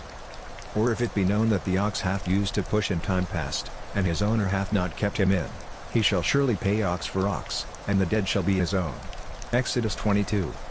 If a man shall steal an ox, or a sheep, and kill it, or sell it, he shall restore 5 oxen for an ox, and 4 sheep for a sheep. If a thief be found breaking up, and be smitten that he die, there shall no blood be shed for him. If the sun be risen upon him, there shall be blood shed for him, for he should make full restitution. If he have nothing, then he shall be sold for his theft. If the theft be certainly found in his hand alive, whether it be ox, or ass, or sheep, he shall restore double. If a man shall cause a field or vineyard to be eaten, and shall put in his beast, and shall feed in another man's field, of the best of his own field, and of the best of his own vineyard, shall he make restitution. If fire break out, and catch in thorns, so that the stacks of corn, or the standing corn, or the field, be consumed therewith, he that kindled the fire shall surely make restitution. If a man shall deliver unto his neighbor money or stuff to keep, and it be stolen out of the man's house, if the thief be found, let him pay double. If the thief be not found, then the master of the house shall be brought unto the judges, to see whether he have put his hand unto his neighbor's goods. For all manner of trespass, whether it be for ox, for ass, for sheep, for raiment, or for any manner of lost thing, which another challengeth to be his, the cause of both parties shall come before the judges, and whom the judges shall condemn, he shall pay double unto his neighbor. If a man deliver unto his neighbor an ass, or an ox, or a sheep, or any beast, to keep, and it die, or be hurt, or driven away, no man seeing it, then shall an oath of the Lord be between them both, that he hath not put his hand unto his neighbor's goods, and the owner of it shall accept thereof, and he shall not make it good. And if it be stolen from him, he shall make restitution unto the owner thereof. If it be torn in pieces, then let him bring it for witness, and he shall not make good that which was torn. And if a man borrow aught of his neighbor, and it be hurt, or die, the owner thereof being not with it, he shall surely make it good. But if the owner thereof be with it, he shall not make it good, if it be an hired thing, it came for his hire. And if a man entice a maid that is not betrothed, and lie with her, he shall surely endow her to be his wife. If her father utterly refuse to give her unto him, he shall pay money according to the dowry of virgins. Thou shalt not suffer a witch to lie. Whosoever lieth with a beast shall surely be put to death. He that sacrificeth unto any god, save unto the Lord only, he shall be utterly destroyed. Thou shalt neither vex a stranger, nor oppress him, for ye were strangers in the land of Egypt. Ye shall not afflict any widow, or fatherless child. If thou afflict them in any wise, and they cry at all unto me, I will surely hear their cry. And my wrath shall wax hot, and I will kill you with the sword, and your wives shall be widows, and your children fatherless. If thou lend money to any of my people that is poor by thee, thou shalt not be to him as an usurer, neither shalt thou lay upon him usury. If thou at all take thy neighbor's raiment to pledge, thou shalt deliver it unto him by that the sun goeth down. For that is his covering only, it is his raiment for his skin, wherein shall he sleep? And it shall come to pass, when he crieth unto me, that I will hear, for I am gracious. Thou shalt not revile the gods, nor curse the ruler of thy people. Thou shalt not delay to offer the first of thy ripe fruits, and of thy liquors, the firstborn of thy sons shalt thou give unto me. Likewise shalt thou do with thine oxen, and with thy sheep, 7 days it shall be with his dam, on the 8th day thou shalt give it me. And ye shall be holy men unto me, neither shall ye eat any flesh that is torn of beasts in the field, ye shall cast it to the dogs. Exodus 23. Thou shalt not raise a false report, put not thine hand with the wicked to be an unrighteous witness. Thou shalt not follow a multitude to do evil, neither shalt thou speak in a cause to decline after many to wrest judgment. Neither shalt thou countenance a poor man in his cause. If thou meet thine enemy's ox or his ass going astray, thou shalt surely bring it back to him again. If thou see the ass of him that hateth thee lying under his burden, and wouldest forbear to help him, thou shalt surely help with him. Thou shalt not wrest the judgment of thy poor in his cause. Keep thee far from a false matter, and the innocent and righteous slay thou not, for I will not justify the wicked. And thou shalt take no gift, for the gift blindeth the wise, and perverteth the words of the righteous. Also thou shalt not oppress a stranger, for ye know the heart of a stranger, seeing ye were strangers in the land of Egypt. And 6 years thou shalt sow thy land, and shalt gather in the fruits thereof. But the 7th year thou shalt let it rest and lie still, that the poor of thy people may eat, and what they leave the beasts of the field shall eat. In like manner thou shalt deal with thy vineyard, and with thy oliveyard. 6 days thou shalt do thy work, and on the 7th day thou shalt rest, that thine ox and thine ass may rest, and the son of thy handmaid, and the stranger, may be refreshed. And in all things that I have said unto you be circumspect, and make no mention of the name of other gods, neither let it be heard out of thy mouth. 3 times thou shalt keep a feast unto me in the year. Thou shalt keep the feast of unleavened bread. Thou shalt eat unleavened bread 7 days, as I commanded thee, in the time appointed of the month Abib, for in it thou camest out from Egypt, and none shall appear before me empty. And the feast of harvest, the first fruits of thy labors, which thou hast sown in the field, and the feast of ingathering, which is in the end of the year, when thou hast gathered in thy labors out of the field. 3 times in the year all thy males shall appear before the Lord God. Thou shalt not offer the blood of my sacrifice with leavened bread, neither shall the fat of my sacrifice remain until the morning. The first of the firstfruits of thy land thou shalt bring into the house of the Lord thy God. Thou shalt not see the kid in his mother's milk. Behold, I send an angel before thee, to keep thee in the way, and to bring thee into the place which I have prepared. Beware of him, and obey his voice, provoke him not, for he will not pardon your transgressions, for my name is in him. But if thou shalt indeed obey his voice, and do all that I speak, then I will be an enemy unto thine enemies, and an adversary unto thine adversaries. For mine angel shall go before thee, and bring thee in unto the Amorites, and the Hittites, and the Perizzites, and the Canaanites, the Hivites, and the Jebusites, and I will cut them off. Thou shalt not bow down to their gods, nor serve them, nor do after their works, but thou shalt utterly overthrow them, and quite break down their images. And ye shall serve the Lord your God, and he shall bless thy bread, and thy water, and I will take sickness away from the midst of thee. There shall nothing cast their young, nor be barren, in thy land, the number of thy days I will fulfill. I will send my fear before thee, and will destroy all the people to whom thou shalt come, and I will make all thine enemies turn their backs unto thee. And I will send hornets before thee, which shall drive out the Hivite, the Canaanite, and the Hittite, from before thee. I will not drive them out from before thee in 1 year, lest the land become desolate, and the beast of the field multiply against thee. By little and little I will drive them out from before thee, until thou be increased, and inherit the land. And I will set thy bounds from the Red Sea even unto the sea of the Philistines, and from the desert unto the river, for I will deliver the inhabitants of the land into your hand, and thou shalt drive them out before thee. Thou shalt make no covenant with them, nor with their gods. They shall not dwell in thy land, lest they make thee sin against me, for if thou serve their gods, it will surely be a snare unto thee. Exodus 24. And he said unto Moses, Come up unto the Lord, thou, and Aaron, Nadab, and Abihu, and 70 of the elders of Israel, and worship ye afar off. And Moses alone shall come near the Lord, but they shall not come nigh, neither shall the people go up with him. And Moses came and told the people all the words of the Lord, and all the judgments, and all the people answered with one voice, and said, All the words which the Lord hath said will we do. And Moses wrote all the words of the Lord, and rose up early in the morning, and builded an altar unto the hill, and 12 pillars, according to the 12 tribes of Israel. And he sent young men of the children of Israel, which offered burnt offerings, and sacrificed peace offerings of oxen unto the Lord. And Moses took half of the blood, and put it in basins, and half of the blood he sprinkled on the altar. And he took the book of the covenant, and read in the audience of the people, and they said, All that the Lord hath said will we do, and be obedient. And Moses took the blood, and sprinkled it on the people, and said, Behold the blood of the covenant, which the Lord hath made with you concerning all these words. Then went up Moses, and Aaron, Nadab, and Abihu, and 70 of the elders of Israel. And they saw the God of Israel, and there was under his feet as it were a paved work of a sapphire stone, and as it were the body of heaven in his clearness. And upon the nobles of the children of Israel he laid not his hand, also they saw God, and did eat and drink. And the Lord said unto Moses, Come up to me into the mount, and be there, and I will give thee tables of stone, and a law, and commandments which I have written, that thou mayest teach them. And Moses rose up, and his minister Joshua, and Moses went up into the mount of God. And he said unto the elders, Tarry ye here for us, until we come again unto you, and, behold, Aaron and Hur are with you, if any man have any matters to do, let him come unto them. And Moses went up into the mount, and a cloud covered the mount. And the glory of the Lord abode upon Mount Sinai, and the cloud covered it 6 days, and the 7th day he called unto Moses out of the midst of the cloud. And the sight of the glory of the Lord was like devouring fire on the top of the mount in the eyes of the children of Israel.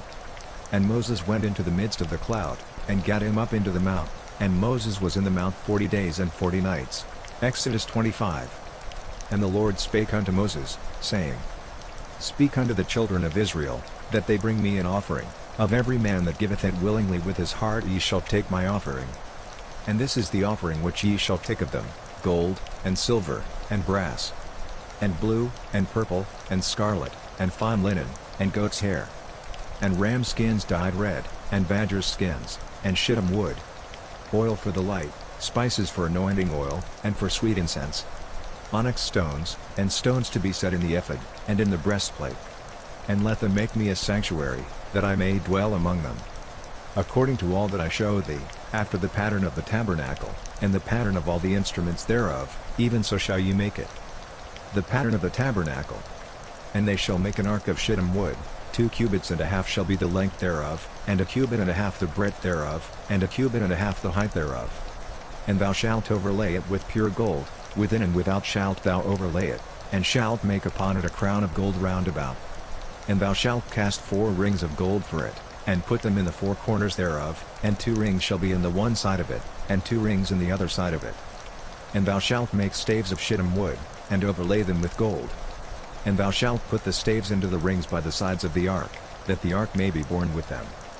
The staves shall be in the rings of the ark, they shall not be taken from it. And thou shalt put into the ark the testimony which I shall give thee. And thou shalt make a mercy seat of pure gold, 2 cubits and a half shall be the length thereof, and 1 cubit and a half the breadth thereof. And thou shalt make 2 cherubims of gold, of beaten work shalt thou make them, in the 2 ends of the mercy seat. And make 1 cherub on the one end, and the other cherub on the other end, even of the mercy seat shall you make the cherubims on the 2 ends thereof. And the cherubim shall stretch forth their wings on high, covering the mercy seat with their wings, and their faces shall look one to another, toward the mercy seat shall the faces of the cherubims be. And thou shalt put the mercy seat above upon the ark, And in the ark thou shalt put the testimony that I shall give thee. And there I will meet with thee, and I will commune with thee from above the mercy seat, from between the two cherubims which are upon the ark of the testimony, of all things which I will give thee in commandment unto the children of Israel. Thou shalt also make a table of shittim wood, 2 cubits shall be the length thereof, and a cubit the breadth thereof, and a cubit and a half the height thereof. And thou shalt overlay it with pure gold, and make thereto a crown of gold round about. And thou shalt make unto it a border of an handbreadth round about, and thou shalt make a golden crown to the border thereof round about. And thou shalt make for it 4 rings of gold, and put the rings in the 4 corners that are on the 4 feet thereof. Over against the border shall the rings be for places of the staves to bear the table. And thou shalt make the staves of shittim wood, and overlay them with gold, that the table may be borne with them. And thou shalt make the dishes thereof, and spoons thereof, and covers thereof, and bowls thereof, to cover withal, of pure gold shalt thou make them. And thou shalt set upon the table showbread before me alway. And thou shalt make a candlestick of pure gold, of beaten work shall the candlestick be made, his shaft, and his branches, his bowls, his knops, and his flowers, shall be of the same. And 6 branches shall come out of the sides of it, 3 branches of the candlestick out of the one side, and 3 branches of the candlestick out of the other side.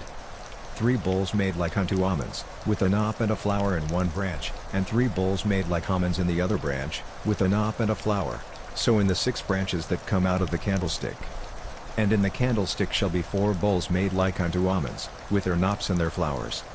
And there shall be a knop under 2 branches of the same, and a knop under 2 branches of the same, and a knop under 2 branches of the same, according to the 6 branches that proceed out of the candlestick. Their knops and their branches shall be of the same, all it shall be one beaten work of pure gold. And thou shalt make the 7 lamps thereof, and they shall light the lamps thereof, that they may give light over against it. And the tongues thereof, and the snuff dishes thereof, shall be of pure gold. Of a talent of pure gold shall he make it, with all these vessels. And look that thou make them after their pattern, which was showed thee in the mount. Exodus 26. Moreover thou shalt make the tabernacle with 10 curtains of fine twined linen, and blue, and purple, and scarlet, with cherubims of cunning work shalt thou make them. The length of one curtain shall be 28 cubits, and the breadth of one curtain 4 cubits, and every one of the curtains shall have one measure. The 5 curtains shall be coupled together one to another, and other 5 curtains shall be coupled one to another. And thou shalt make loops of blue upon the edge of the one curtain from the selvage in the coupling, and likewise shalt thou make in the uttermost edge of another curtain, in the coupling of the second. 50 loops shalt thou make in the one curtain, and 50 loops shalt thou make in the edge of the curtain that is in the coupling of the second, that the loops may take hold one of another. And thou shalt make 50 taches of gold, and couple the curtains together with the taches, and it shall be one tabernacle. And thou shalt make curtains of goat's hair to be a covering upon the tabernacle, 11 curtains shalt thou make. The length of one curtain shall be 30 cubits, and the breadth of one curtain 4 cubits, and the 11 curtains shall be all of one measure. And thou shalt couple 5 curtains by themselves, and 6 curtains by themselves, and shalt double the 6th curtain in the forefront of the tabernacle. And thou shalt make 50 loops on the edge of the one curtain that is outmost in the coupling, and 50 loops in the edge of the curtain which coupleth the second. And thou shalt make 50 taches of brass, and put the taches into the loops, and couple the tent together, that it may be one. And the remnant that remaineth of the curtains of the tent, the half curtain that remaineth, shall hang over the backside of the tabernacle. And a cubit on the one side, and a cubit on the other side of that which remaineth in the length of the curtains of the tent, it shall hang over the sides of the tabernacle on this side and on that side, to cover it. And thou shalt make a covering for the tent of ram skins dyed red, and a covering above of badgers' skins. And thou shalt make boards for the tabernacle of shittim wood standing up. 10 cubits shall be the length of a board, and a cubit and a half shall be the breadth of one board. 2 tenons shall there be in one board, set in order one against another, thus shalt thou make for all the boards of the tabernacle. And thou shalt make the boards for the tabernacle, 20 boards on the south side southward. And thou shalt make 40 sockets of silver under the 20 boards, 2 sockets under one board for his 2 tenons, and 2 sockets under another board for his 2 tenons. And for the second side of the tabernacle on the north side there shall be 20 boards. And there 40 sockets of silver, 2 sockets under one board, and 2 sockets under another board. And for the sides of the tabernacle westward thou shalt make 6 boards. And 2 boards shalt thou make for the corners of the tabernacle in the 2 sides.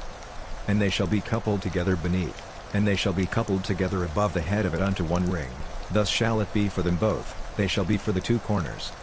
And they shall be 8 boards, and their sockets of silver, 16 sockets, 2 sockets under one board, and 2 sockets under another board.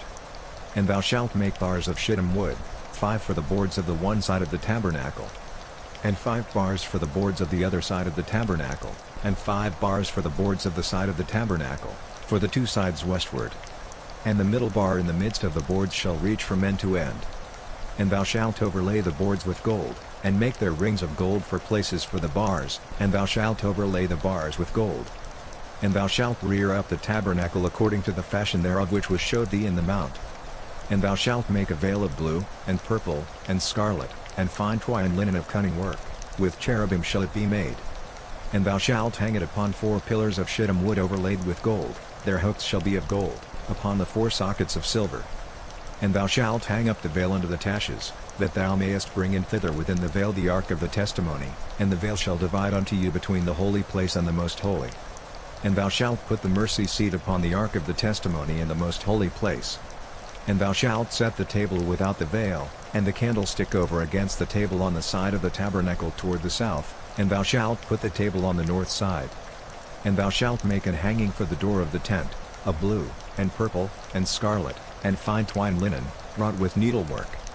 And thou shalt make for the hanging 5 pillars of shittim wood, and overlay them with gold, and their hooks shall be of gold, and thou shalt cast 5 sockets of brass for them. Exodus 27. And thou shalt make an altar of shittim wood, 5 cubits long, and 5 cubits broad, the altar shall be 4 square, and the height thereof shall be 3 cubits. And thou shalt make the horns of it upon the 4 corners thereof, his horns shall be of the same, and thou shalt overlay it with brass. And thou shalt make his pans to receive his ashes, and his shovels, and his basins, and his flesh hooks, and his firepans, all the vessels thereof thou shalt make of brass. And thou shalt make for it a grate of network of brass, and upon the net shalt thou make 4 brassen rings in the 4 corners thereof.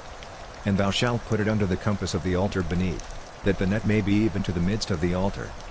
And thou shalt make staves for the altar, staves of shittim wood, and overlay them with brass. And the staves shall be put into the rings, and the staves shall be upon the 2 sides of the altar, to bear it. Hollow with boards shalt thou make it, as it was showed thee in the mount, so shall they make it. And thou shalt make the court of the tabernacle, for the south side southward there shall be hangings for the court of fine twined linen of 100 cubits long for one side. And the 20 pillars thereof and their 20 sockets shall be of brass, the hooks of the pillars and their fillets shall be of silver. And likewise for the north side in length there shall be hangings of 100 cubits long, and his 20 pillars and their 20 sockets of brass, the hooks of the pillars and their fillets of silver. And for the breadth of the court on the west side shall be hangings of 50 cubits, their pillars 10, and their sockets 10. And the breadth of the court on the east side eastward shall be 50 cubits. The hangings of one side of the gate shall be 15 cubits, their pillars 3, and their sockets 3. And on the other side shall be hangings 15 cubits, their pillars 3, and their sockets 3. And for the gate of the court shall be an hanging of 20 cubits, of blue, and purple, and scarlet, and fine twined linen, wrought with needlework, and their pillars shall be 4, and their sockets 4. All the pillars round about the court shall be filleted with silver, their hooks shall be of silver, and their sockets of brass. The length of the court shall be 100 cubits, and the breadth 50 everywhere, and the height 5 cubits of fine twined linen, and their sockets of brass. All the vessels of the tabernacle and all the service thereof, and all the pins thereof, and all the pins of the court, shall be of brass. And thou shalt command the children of Israel, that they bring thee pure oil olive beaten for the light, to cause the lamp to burn always. In the tabernacle of the congregation without the veil, which is before the testimony, Aaron and his sons shall order it from evening to morning before the Lord, it shall be a statute forever unto their generations on the behalf of the children of Israel. Exodus 28. And take thou unto thee Aaron thy brother, and his sons with him, from among the children of Israel, that he may minister unto me in the priest's office, even Aaron, Nadab, and Abihu, Eleazar and Itamar, Aaron's sons. And thou shalt make holy garments for Aaron thy brother for glory and for beauty. And thou shalt speak unto all that are wise-hearted, whom I have filled with the spirit of wisdom, that they may make Aaron's garments to consecrate him, that he may minister unto me in the priest's office. And these are the garments which they shall make: a breastplate, and an ephod, and a robe, and a broidered coat, a mitre, and a girdle, and they shall make holy garments for Aaron thy brother, and his sons, that he may minister unto me in the priest's office. And they shall take gold, and blue, and purple, and scarlet, and fine linen. And they shall make the ephod of gold, of blue, and of purple, of scarlet, and fine twined linen, with cunning work. It shall have the 2 shoulder pieces thereof joined at the 2 edges thereof, and so it shall be joined together. And the curious girdle of the ephod, which is upon it, shall be of the same, according to the work thereof, even of gold, of blue, and purple, and scarlet, and fine twined linen. And thou shalt take 2 onyx stones, and grave on them the names of the children of Israel. 6 of their names on one stone, and the other 6 names of the rest on the other stone, according to their birth. With the work of an engraver in stone, like the engravings of a signet, shalt thou engrave the 2 stones with the names of the children of Israel. Thou shalt make them to be set in ouches of gold. And thou shalt put the 2 stones upon the shoulders of the ephod for stones of memorial unto the children of Israel, and Aaron shall bear their names before the Lord upon his 2 shoulders for a memorial. And thou shalt make ouches of gold, and 2 chains of pure gold at the ends, of wreathen work shalt thou make them, and fasten the wreathen chains to the ouches. And thou shalt make the breastplate of judgment with cunning work, after the work of the ephod thou shalt make it, of gold, of blue, and of purple, and of scarlet, and of fine twined linen, shalt thou make it. 4 square it shall be being doubled, a span shall be the length thereof, and a span shall be the breadth thereof. And thou shalt set in it settings of stones, even 4 rows of stones. The first row shall be a sardius, a topaz, and a carbuncle, this shall be the first row. And the second row shall be an emerald, a sapphire, and a diamond. And the third row a ligure, an agate, and an amethyst. And the fourth row a beryl, and an onyx, and a jasper, they shall be set in gold in their enclosings.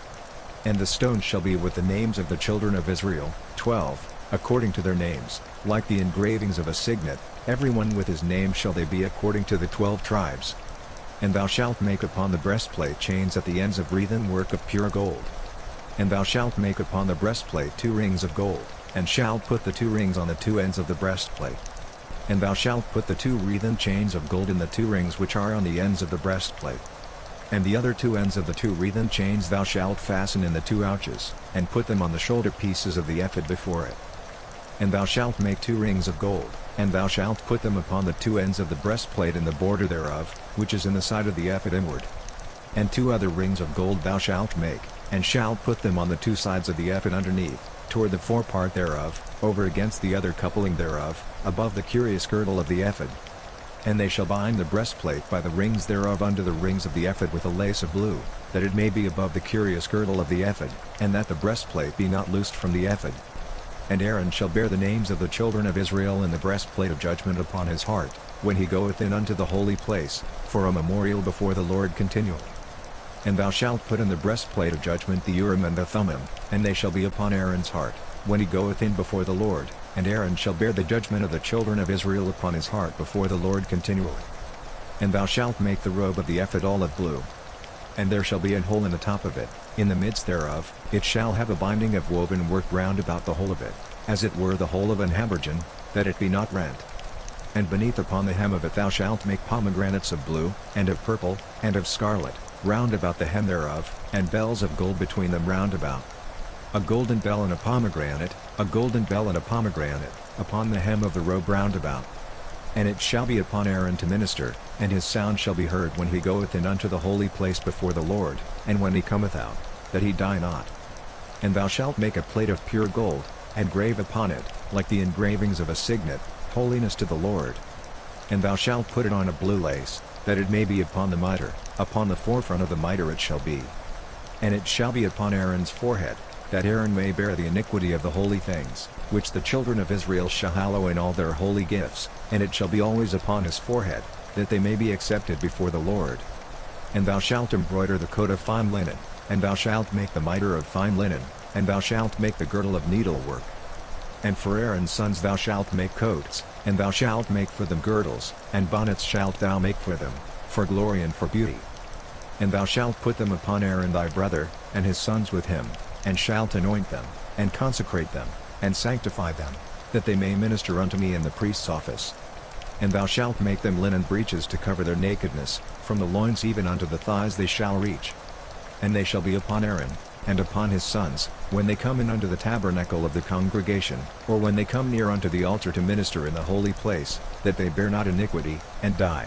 It shall be a statute forever unto him and his seed after him. Exodus 29. And this is the thing that thou shalt do unto them to hallow them, to minister unto me in the priest's office: take 1 young bullock, and 2 rams without blemish, and unleavened bread, and cakes unleavened tempered with oil, and wafers unleavened anointed with oil, of wheaten flour shalt thou make them. And thou shalt put them into 1 basket, and bring them in the basket, with the bullock and the 2 rams. And Aaron and his sons thou shalt bring unto the door of the tabernacle of the congregation, and shalt wash them with water. And thou shalt take the garments, and put upon Aaron the coat, and the robe of the ephod, and the breastplate, and gird him with the curious girdle of the ephod. And thou shalt put the mitre upon his head, and put the holy crown upon the mitre. Then shalt thou take the anointing oil, and pour it upon his head, and anoint him. And thou shalt bring his sons, and put coats upon them. And thou shalt gird them with girdles, Aaron and his sons, and put the bonnets on them, and the priest's office shall be theirs for a perpetual statute, and thou shalt consecrate Aaron and his sons. Sacrifices. And thou shalt cause a bullock to be brought before the tabernacle of the congregation, and Aaron and his sons shall put their hands upon the head of the bullock. And thou shalt kill the bullock before the Lord, by the door of the tabernacle of the congregation. And thou shalt take of the blood of the bullock, and put it upon the horns of the altar with thy finger, and pour all the blood beside the bottom of the altar. And thou shalt take all the fat that covereth the inwards, and the caul that is above the liver, and the 2 kidneys, and the fat that is upon them, and burn them upon the altar. But the flesh of the bullock, and his skin, and his dung, shalt thou burn with fire without the camp; it is a sin offering. Thou shalt also take 1 ram, and Aaron and his sons shall put their hands upon the head of the ram. And thou shalt slay the ram, and thou shalt take his blood, and sprinkle it round about upon the altar. And thou shalt cut the ram in pieces, and wash the inwards of him, and his legs, and put them unto his pieces, and unto his head. And thou shalt burn the whole ram upon the altar; it is a burnt offering unto the Lord, it is a sweet savour, an offering made by fire unto the Lord. And thou shalt take the other ram, and Aaron and his sons shall put their hands upon the head of the ram. Then shalt thou kill the ram, and take of his blood, and put it upon the tip of the right ear of Aaron, and upon the tip of the right ear of his sons, and upon the thumb of their right hand, and upon the great toe of their right foot, and sprinkle the blood upon the altar round about. And thou shalt take of the blood that is upon the altar, and of the anointing oil, and sprinkle it upon Aaron, and upon his garments, and upon his sons, and upon the garments of his sons with him, and he shall be hallowed, and his garments, and his sons' garments with him. Also thou shalt take of the ram the fat and the rump, and the fat that covereth the inwards, and the caul above the liver, and the 2 kidneys, and the fat that is upon them, and the right shoulder, for it is a ram of consecration. And 1 loaf of bread, and 1 cake of oiled bread, and 1 wafer out of the basket of the unleavened bread that is before the Lord. And thou shalt put all in the hands of Aaron, and in the hands of his sons, and shalt wave them for a wave offering before the Lord. And thou shalt receive them of their hands, and burn them upon the altar for a burnt offering, for a sweet savour before the Lord; it is an offering made by fire unto the Lord. And thou shalt take the breast of the ram of Aaron's consecration, and wave it for a wave offering before the Lord, and it shall be thy part. And thou shalt sanctify the breast of the wave offering, and the shoulder of the heave offering, which is waved, and which is heaved up, of the ram of the consecration, even of that which is for Aaron, and of that which is for his sons. And it shall be Aaron's and his sons by a statute forever from the children of Israel, for it is an heave offering, and it shall be an heave offering from the children of Israel of the sacrifice of their peace offerings, even their heave offering unto the Lord. And the holy garments of Aaron shall be his sons after him, to be anointed therein, and to be consecrated in them. And that son that is priest in his stead shall put them on 7 days, when he cometh into the tabernacle of the congregation to minister in the holy place. And thou shalt take the ram of the consecration, and seethe his flesh in the holy place. And Aaron and his sons shall eat the flesh of the ram, and the bread that is in the basket, by the door of the tabernacle of the congregation. And they shall eat those things wherewith the atonement was made, to consecrate and to sanctify them, but a stranger shall not eat thereof, because they are holy. And if aught of the flesh of the consecrations, or of the bread, remain unto the morning, then thou shalt burn the remainder with fire; it shall not be eaten, because it is holy. And thus shalt thou do unto Aaron, and to his sons, according to all things which I have commanded thee. 7 days shalt thou consecrate them.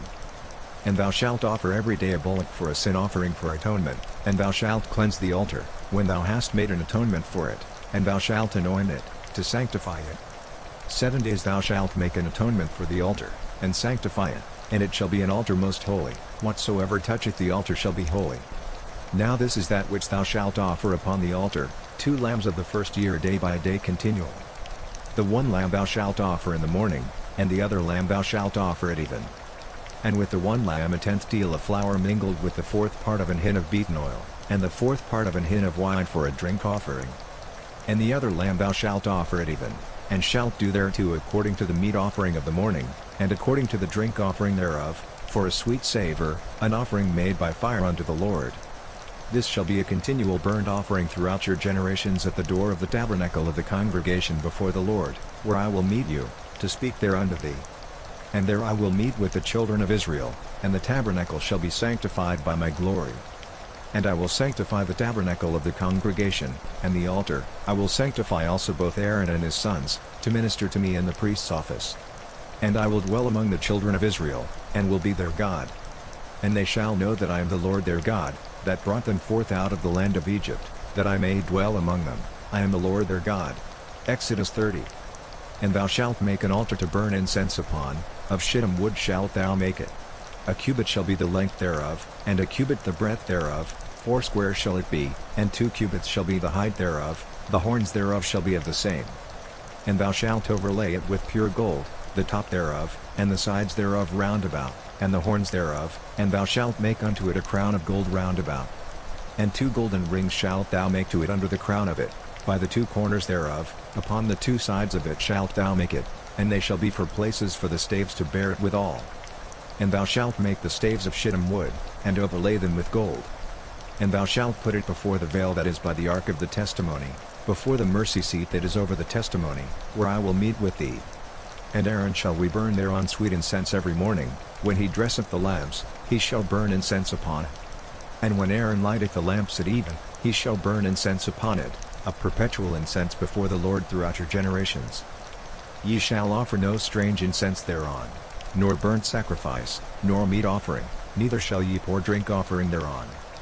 And Aaron shall make an atonement upon the horns of it once in a year with the blood of the sin offering of atonements, once in the year shall he make atonement upon it throughout your generations, it is most holy unto the Lord. And the Lord spake unto Moses, saying, When thou takest the sum of the children of Israel after their number, then shall they give every man a ransom for his soul unto the Lord, when thou numberest them, that there be no plague among them, when thou numberest them. This they shall give, every one that passeth among them that are numbered, half a shekel after the shekel of the sanctuary, a shekel is 20 gerahs, and half shekel shall be the offering of the Lord. Every one that passeth among them that are numbered, from 20 years old and above, shall give an offering unto the Lord. The rich shall not give more, and the poor shall not give less than half a shekel, when they give an offering unto the Lord, to make an atonement for your souls. And thou shalt take the atonement money of the children of Israel, and shalt appoint it for the service of the tabernacle of the congregation, that it may be a memorial unto the children of Israel before the Lord, to make an atonement for your souls. And the Lord spake unto Moses, saying, Thou shalt also make a laver of brass, and his foot also of brass, to wash withal, and thou shalt put it between the tabernacle of the congregation and the altar, and thou shalt put water therein. For Aaron and his sons shall wash their hands and their feet thereat. When they go into the tabernacle of the congregation, they shall wash with water, that they die not, or when they come near to the altar to minister, to burn offering made by fire unto the Lord. So they shall wash their hands and their feet, that they die not, and it shall be a statute forever to them, even to him and to his seed throughout their generations. Moreover the Lord spake unto Moses, saying, Take thou also unto thee principal spices, of pure myrrh 500 shekels, and of sweet cinnamon half so much, even 250 shekels, and of sweet calamus 250 shekels, and of cassia 500 shekels, after the shekel of the sanctuary, and of oil olive and hin. And thou shalt make it an oil of holy ointment, an ointment compound after the art of the apothecary, it shall be an holy anointing oil. And thou shalt anoint the tabernacle of the congregation therewith, and the ark of the testimony, and the table and all his vessels, and the candlestick and his vessels, and the altar of incense, and the altar of burnt offering with all his vessels, and the laver and his foot. And thou shalt sanctify them. that they may be most holy, whatsoever toucheth them shall be holy. And thou shalt anoint Aaron and his sons, and consecrate them, that they may minister unto me in the priest's office. And thou shalt speak unto the children of Israel, saying, This shall be an holy anointing oil unto me throughout your generations. Upon man's flesh shall it not be poured, neither shall you make any other like it, after the composition of it. It is holy, and it shall be holy unto you. Whosoever compoundeth any like it, or whosoever putteth any of it upon a stranger, shall even be cut off from his people. And the Lord said unto Moses, Take unto thee sweet spices, stacte, and onycha, and galbanum, these sweet spices with pure frankincense, of each shall there be a like way. And thou shalt make it a perfume, a confection after the art of the apothecary, tempered together, pure and holy. And thou shalt beat some of it very small, and put of it before the testimony in the tabernacle of the congregation, where I will meet with thee, it shall be unto you most holy. And as for the perfume which thou shalt make, ye shall not make to yourselves according to the composition thereof, it shall be unto thee holy for the Lord. Whosoever shall make like unto that, to smell thereto, shall even be cut off from his people. Exodus 31. And the Lord spake unto Moses, saying, See, I have called by name Bezaleel the son of Uri, the son of Hur, of the tribe of Judah. And I have filled him with the Spirit of God, in wisdom, and in understanding, and in knowledge, and in all manner of workmanship, to devise cunning works, to work in gold, and in silver, and in brass, and in cutting of stones, to set them, and in carving of timber, to work in all manner of workmanship. And I, behold, I have given with him Aholiab, the son of Ahisamach, of the tribe of Dan, and in the hearts of all that are wise-hearted I have put wisdom, that they may make all that I have commanded thee. The tabernacle of the congregation, and the ark of the testimony, and the mercy seat that is thereupon, and all the furniture of the tabernacle, and the table and his furniture, and the pure candlestick with all his furniture, and the altar of incense, and the altar of burnt offering with all his furniture, and the laver in his foot, and the cloths of service, and the holy garments for Aaron the priest, and the garments of his sons, to minister in the priest's office, and the anointing oil, and sweet incense for the holy place, according to all that I have commanded thee shall they do. And the Lord spake unto Moses, saying, Speak thou also unto the children of Israel, saying, Verily my Sabbaths ye shall keep, for it is a sign between me and you throughout your generations, that ye may know that I am the Lord that doth sanctify you. Ye shall keep the Sabbath therefore, for it is holy unto you. Every one that defileth it shall surely be put to death, for whosoever doeth any work therein, that soul shall be cut off from among his people. 6 days may work be done, but in the seventh is the Sabbath of rest, holy to the Lord. Whosoever doeth any work in the Sabbath day, he shall surely be put to death. Wherefore the children of Israel shall keep the Sabbath, to observe the Sabbath throughout their generations, for a perpetual covenant. It is a sign between me and the children of Israel forever, for in 6 days the Lord made heaven and earth, and on the seventh day he rested, and was refreshed.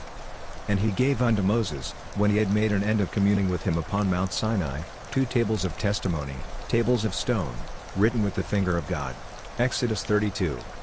And when the people saw that Moses delayed to come down out of the mount, the people gathered themselves together unto Aaron, and said unto him, Up, make us gods, which shall go before us, for as for this Moses, the man that brought us up out of the land of Egypt, we wot not what is become of him.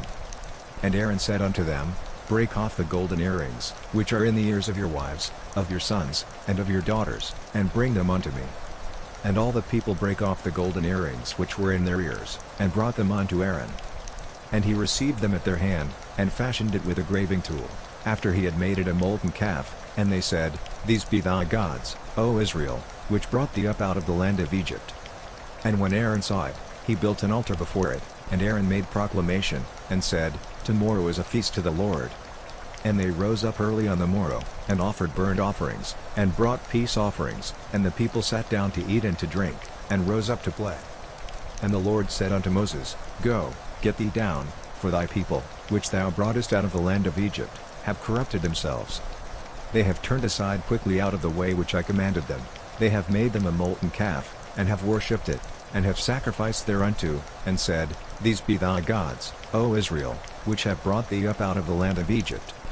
And the Lord said unto Moses, I have seen this people, and, behold, it is a stiff-necked people. Now therefore let me alone, that my wrath may wax hot against them, and that I may consume them, and I will make of thee a great nation. And Moses besought the Lord his God, and said, Lord, why doth thy wrath wax hot against thy people, which thou hast brought forth out of the land of Egypt with great power, and with a mighty hand? Wherefore should the Egyptians speak, and say, For mischief did he bring them out, to slay them in the mountains, and to consume them from the face of the earth? Turn from thy fierce wrath, and repent of this evil against thy people. Remember Abraham, Isaac, and Israel, thy servants, to whom thou sworest by thine own self, and saidst unto them, I will multiply your seed as the stars of heaven, and all this land that I have spoken of will I give unto your seed, and they shall inherit it forever. And the Lord repented of the evil which he thought to do unto his people. And Moses turned, and went down from the mount, and the 2 tables of the testimony were in his hand. The tables were written on both their sides, on the one side and on the other were they written. And the tables were the work of God, and the writing was the writing of God, graven upon the tables. And when Joshua heard the noise of the people as they shouted, he said unto Moses, There is a noise of war in the camp. And he said, It is not the voice of them that shout for mastery, neither is it the voice of them that cry for being overcome, but the noise of them that sing do I hear. And it came to pass, as soon as he came nigh unto the camp, that he saw the calf, and the dancing, and Moses' anger waxed hot, and he cast the tables out of his hands, and brake them beneath the mount. And he took the calf which they had made, and burned it in the fire, and ground it to powder, and strawed it upon the water, and made the children of Israel drink of it. And Moses said unto Aaron, What did this people unto thee, that thou hast brought so great a sin upon them? And Aaron said, Let not the anger of my Lord wax hot, thou knowest the people, that they are set on mischief. For they said unto me, Make us gods, which shall go before us, for as for this Moses, the man that brought us up out of the land of Egypt, we wot not what is become of him. And I said unto them, Whosoever hath any gold, let them break it off. So they gave it me, then I cast it into the fire, and there came out this calf. And when Moses saw that the people were naked, for Aaron had made them naked unto their shame among their enemies. Then Moses stood in the gate of the camp, and said, Who is on the Lord's side? Let him come unto me. And all the sons of Levi gathered themselves together unto him. And he said unto them, Thus saith the Lord God of Israel, Put every man his sword by his side, and go in and out from gate to gate throughout the camp, and slay every man his brother, and every man his companion, and every man his neighbor. And the children of Levi did according to the word of Moses, and there fell of the people that day about 3,000 men. For Moses had said, Consecrate yourselves today to the Lord, even every man upon his son, and upon his brother, that he may bestow upon you a blessing this day. And it came to pass on the morrow, that Moses said unto the people, Ye have sinned a great sin, and now I will go up unto the Lord, peradventure I shall make an atonement for your sin. And Moses returned unto the Lord, and said, Oh, this people have sinned a great sin, and have made them gods of gold. Yet now, if thou wilt forgive their sin, and if not, blot me, I pray thee, out of thy book which thou hast written. And the Lord said unto Moses, Whosoever hath sinned against me, him will I blot out of my book. Therefore now go, lead the people unto the place of which I have spoken unto thee. Behold, mine angel shall go before thee, nevertheless in the day when I visit I will visit their sin upon them. And the Lord plagued the people, because they made the calf, which Aaron made. Exodus 33. And the Lord said unto Moses, Depart, and go up hence, thou and the people which thou hast brought up out of the land of Egypt, unto the land which I sware unto Abraham, to Isaac, and to Jacob, saying, Unto thy seed will I give it. And I will send an angel before thee, and I will drive out the Canaanite, the Amorite, and the Hittite, and the Perizzite, the Hivite, and the Jebusite, unto a land flowing with milk and honey, for I will not go up in the midst of thee, for thou art a stiff-necked people, lest I consume thee in the way. And when the people heard these evil tidings, they mourned, and no man did put on him his ornaments. For the Lord had said unto Moses, Say unto the children of Israel, Ye are a stiff-necked people, I will come up into the midst of thee in a moment, and consume thee, therefore now put off thy ornaments from thee, that I may know what to do unto thee. And the children of Israel stripped themselves of their ornaments by the Mount Horeb. And Moses took the tabernacle, and pitched it without the camp, afar off from the camp, and called it the tabernacle of the congregation. And it came to pass, that every one which sought the Lord went out unto the tabernacle of the congregation, which was without the camp. And it came to pass, when Moses went out unto the tabernacle, that all the people rose up, and stood every man at his tent door, and looked after Moses, until he was gone into the tabernacle. And it came to pass, as Moses entered into the tabernacle, the cloudy pillar descended, and stood at the door of the tabernacle, and the Lord talked with Moses. And all the people saw the cloudy pillar stand at the tabernacle door, and all the people rose up and worshipped, every man in his tent door. And the Lord spake unto Moses face to face, as a man speaketh unto his friend. And he turned again into the camp, but his servant Joshua, the son of Nun, a young man, departed not out of the tabernacle. And Moses said unto the Lord, See, thou sayest unto me, Bring up this people, and thou hast not let me know whom thou wilt send with me. Yet thou hast said, I know thee by name, and thou hast also found grace in my sight. Now therefore, I pray thee, if I have found grace in thy sight, show me now thy way, that I may know thee, that I may find grace in thy sight, and consider that this nation is thy people. And he said, My presence shall go with thee, and I will give thee rest. And he said unto him, If thy presence go not with me, carry us not up hence. For wherein shall it be known here that I and thy people have found grace in thy sight? Is it not in that thou goest with us? So shall we be separated, I and thy people, from all the people that are upon the face of the earth. And the Lord said unto Moses, I will do this thing also that thou hast spoken, for thou hast found grace in my sight, and I know thee by name. And he said, I beseech thee, show me thy glory. And he said, I will make all my goodness pass before thee, and I will proclaim the name of the Lord before thee, and will be gracious to whom I will be gracious, and will show mercy on whom I will show mercy.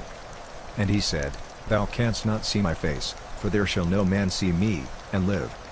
And the Lord said, Behold, there is a place by me, and thou shalt stand upon a rock. And it shall come to pass, while my glory passeth by, that I will put thee in a cleft of the rock, and will cover thee with my hand while I pass by. And I will take away mine hand, and thou shalt see my back parts, but my face shall not be seen. Exodus 34.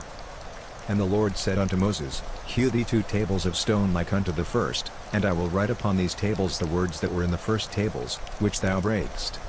And be ready in the morning, and come up in the morning unto Mount Sinai, and present thyself there to me in the top of the mount. And no man shall come up with thee, neither let any man be seen throughout all the mount, neither let the flocks nor herds feed before that mount. And he hewed 2 tables of stone like unto the first, and Moses rose up early in the morning, and went up unto Mount Sinai, as the Lord had commanded him, and took in his hand the 2 tables of stone. And the Lord descended in the cloud, and stood with him there, and proclaimed the name of the Lord. And the Lord passed by before him, and proclaimed, The Lord God, merciful and gracious, long-suffering, and abundant in goodness and truth, keeping mercy for thousands, forgiving iniquity and transgression and sin, and that will by no means clear the guilty, visiting the iniquity of the fathers upon the children, and upon the children's children, unto the 3rd and to the 4th generation. And Moses made haste, and bowed his head toward the earth, and worshipped.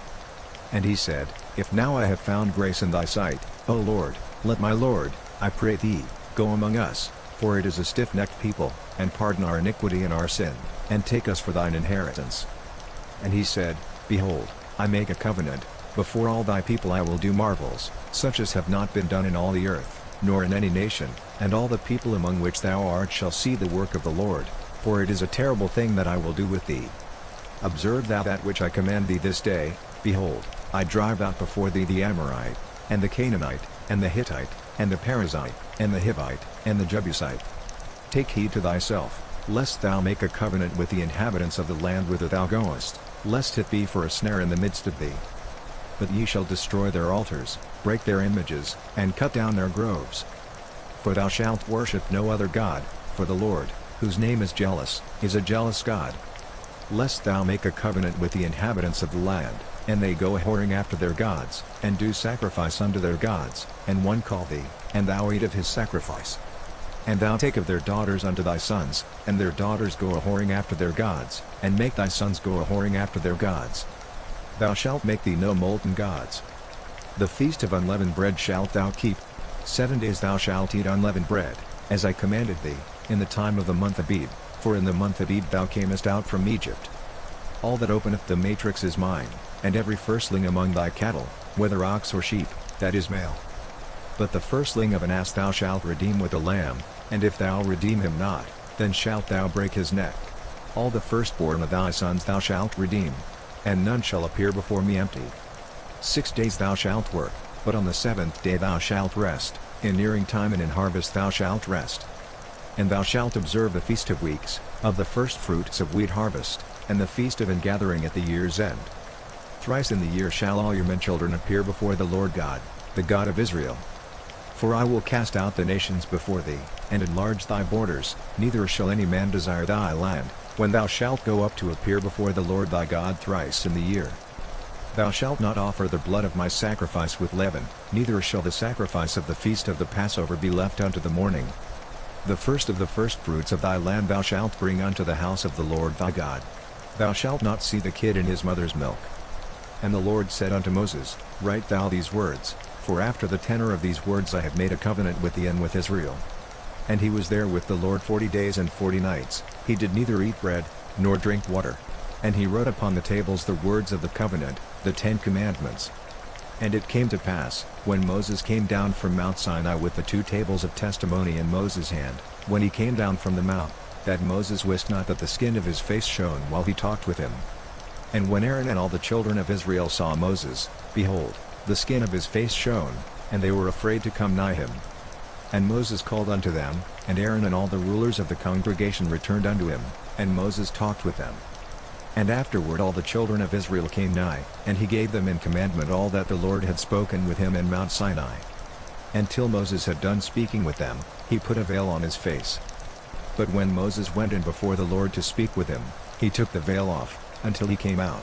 And he came out, and spake unto the children of Israel that which he was commanded. And the children of Israel saw the face of Moses, that the skin of Moses' face shone, and Moses put the veil upon his face again, until he went in to speak with him. Exodus 35. And Moses gathered all the congregation of the children of Israel together, and said unto them, These are the words which the Lord hath commanded, that ye should do them.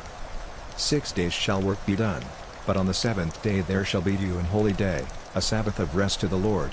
Whosoever doeth work therein shall be put to death. Ye shall kindle no fire throughout your habitations upon the Sabbath day. And Moses spake unto all the congregation of the children of Israel, saying, This is the thing which the Lord commanded, saying, Take ye from among you an offering unto the Lord, whosoever is of a willing heart, let him bring it, an offering of the Lord, gold, and silver, and brass, and blue, and purple, and scarlet, and fine linen, and goat's hair, and ram skins dyed red, and badger's skins, and shittim wood, and oil for the light, and spices for anointing oil, and for the sweet incense, and onyx stones, and stones to be set for the ephod, and for the breastplate. And every wise-hearted among you shall come, and make all that the Lord hath commanded. The tabernacle, his tent, and his covering, his dashes, and his boards, his bars, his pillars, and his sockets. The ark, and the staves thereof, with the mercy seat, and the veil of the covering. The table, and his staves, and all his vessels, and the showbread. The candlestick also for the light, and his furniture, and his lamps, with the oil for the light. And the incense altar, and his staves, and the anointing oil, and the sweet incense, and the hanging for the door at the entering in of the tabernacle. The altar of burnt offering, with his brass and grate, his staves, and all his vessels, the laver and his foot. The hangings of the court, his pillars, and their sockets, and the hanging for the door of the court. The pins of the tabernacle, and the pins of the court, and their cords.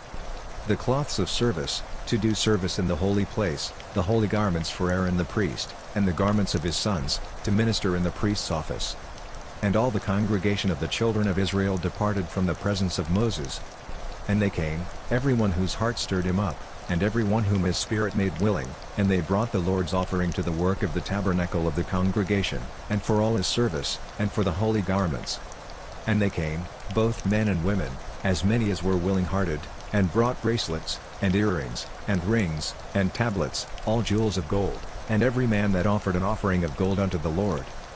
And every man, with whom was found blue, and purple, and scarlet, and fine linen, and goat's hair, and red skins of rams, and badgers' skins, brought them. Every one that did offer an offering of silver and brass brought the Lord's offering, and every man, with whom was found shittim wood for any work of the service, brought it. And all the women that were wise-hearted did spin with their hands, and brought that which they had spun, both of blue, and of purple, and of scarlet, and of fine linen. And all the women whose hearts stirred them up in wisdom spun goat's hair.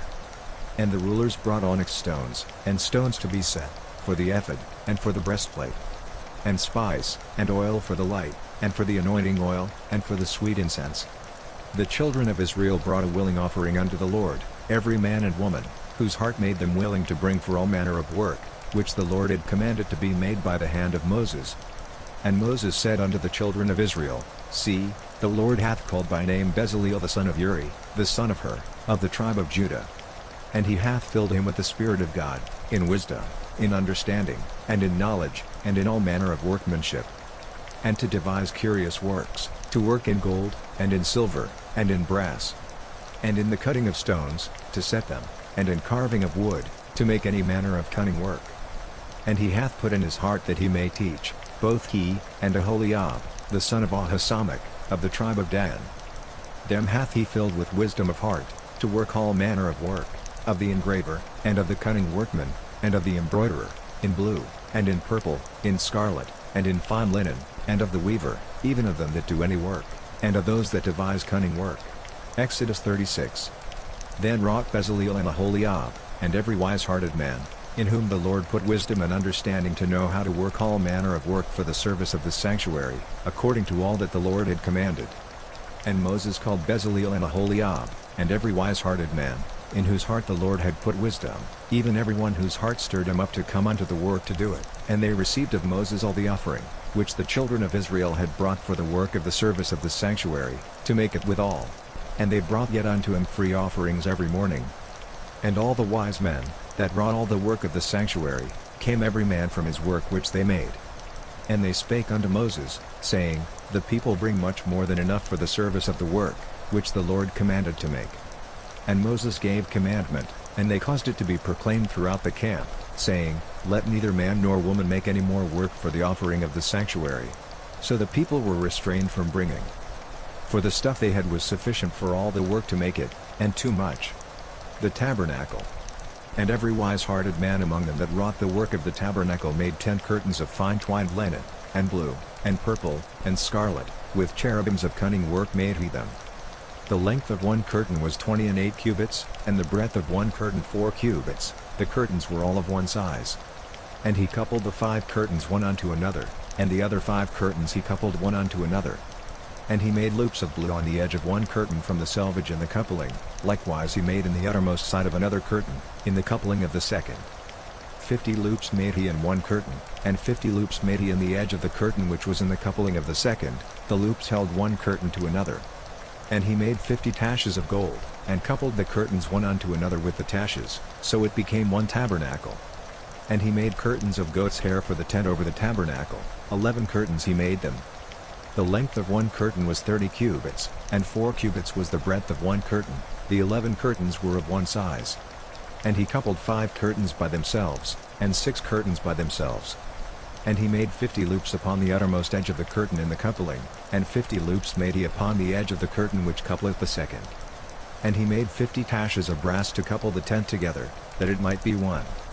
And he made a covering for the tent of ram skins dyed red, and a covering of badger's skins above that. And he made boards for the tabernacle of shittim wood, standing up. The length of a board was 10 cubits, and the breadth of a board 1 cubit and a half. One board had 2 tenons, equally distant one from another, thus did he make for all the boards of the tabernacle. And he made boards for the tabernacle, 20 boards for the south side southward. And 40 sockets of silver he made unto the 20 boards, 2 sockets under one board for his 2 tenons, and 2 sockets under another board for his 2 tenons. And for the other side of the tabernacle, which is toward the north corner, he made 20 boards. And there 40 sockets of silver, 2 sockets under one board, and 2 sockets under another board. And for the sides of the tabernacle westward he made 6 boards. And 2 boards made he for the corners of the tabernacle in the 2 sides. And they were coupled beneath, and coupled together at the head thereof, to one ring, thus he did to both of them in both the corners. And there were 8 boards, and their sockets were 16 sockets of silver, under every board 2 sockets. And he made bars of shittim wood, 5 for the boards of the one side of the tabernacle, and 5 bars for the boards of the other side of the tabernacle, and 5 bars for the boards of the tabernacle for the sides westward. And he made the middle bar to shoot through the boards from the one end to the other. And he overlaid the boards with gold, and made their rings of gold to be places for the bars, and overlaid the bars with gold. And he made a veil of blue, and purple, and scarlet, and fine twined linen, with cherubims made he it of cunning work. And he made thereunto 4 pillars of shittim wood, and overlaid them with gold, their hooks were of gold, and he cast for them 4 sockets of silver. And he made an hanging for the tabernacle door of blue, and purple, and scarlet, and fine twined linen, of needlework. And the 5 pillars of it with their hooks, and he overlaid their chapiters and their fillets with gold, but their 5 sockets were of brass. Exodus 37. And Bezaleel made the ark of shittim wood, 2 cubits and a half was the length of it, and a cubit and a half the breadth of it, and a cubit and a half the height of it. And he overlaid it with pure gold within and without, and made a crown of gold to it round about.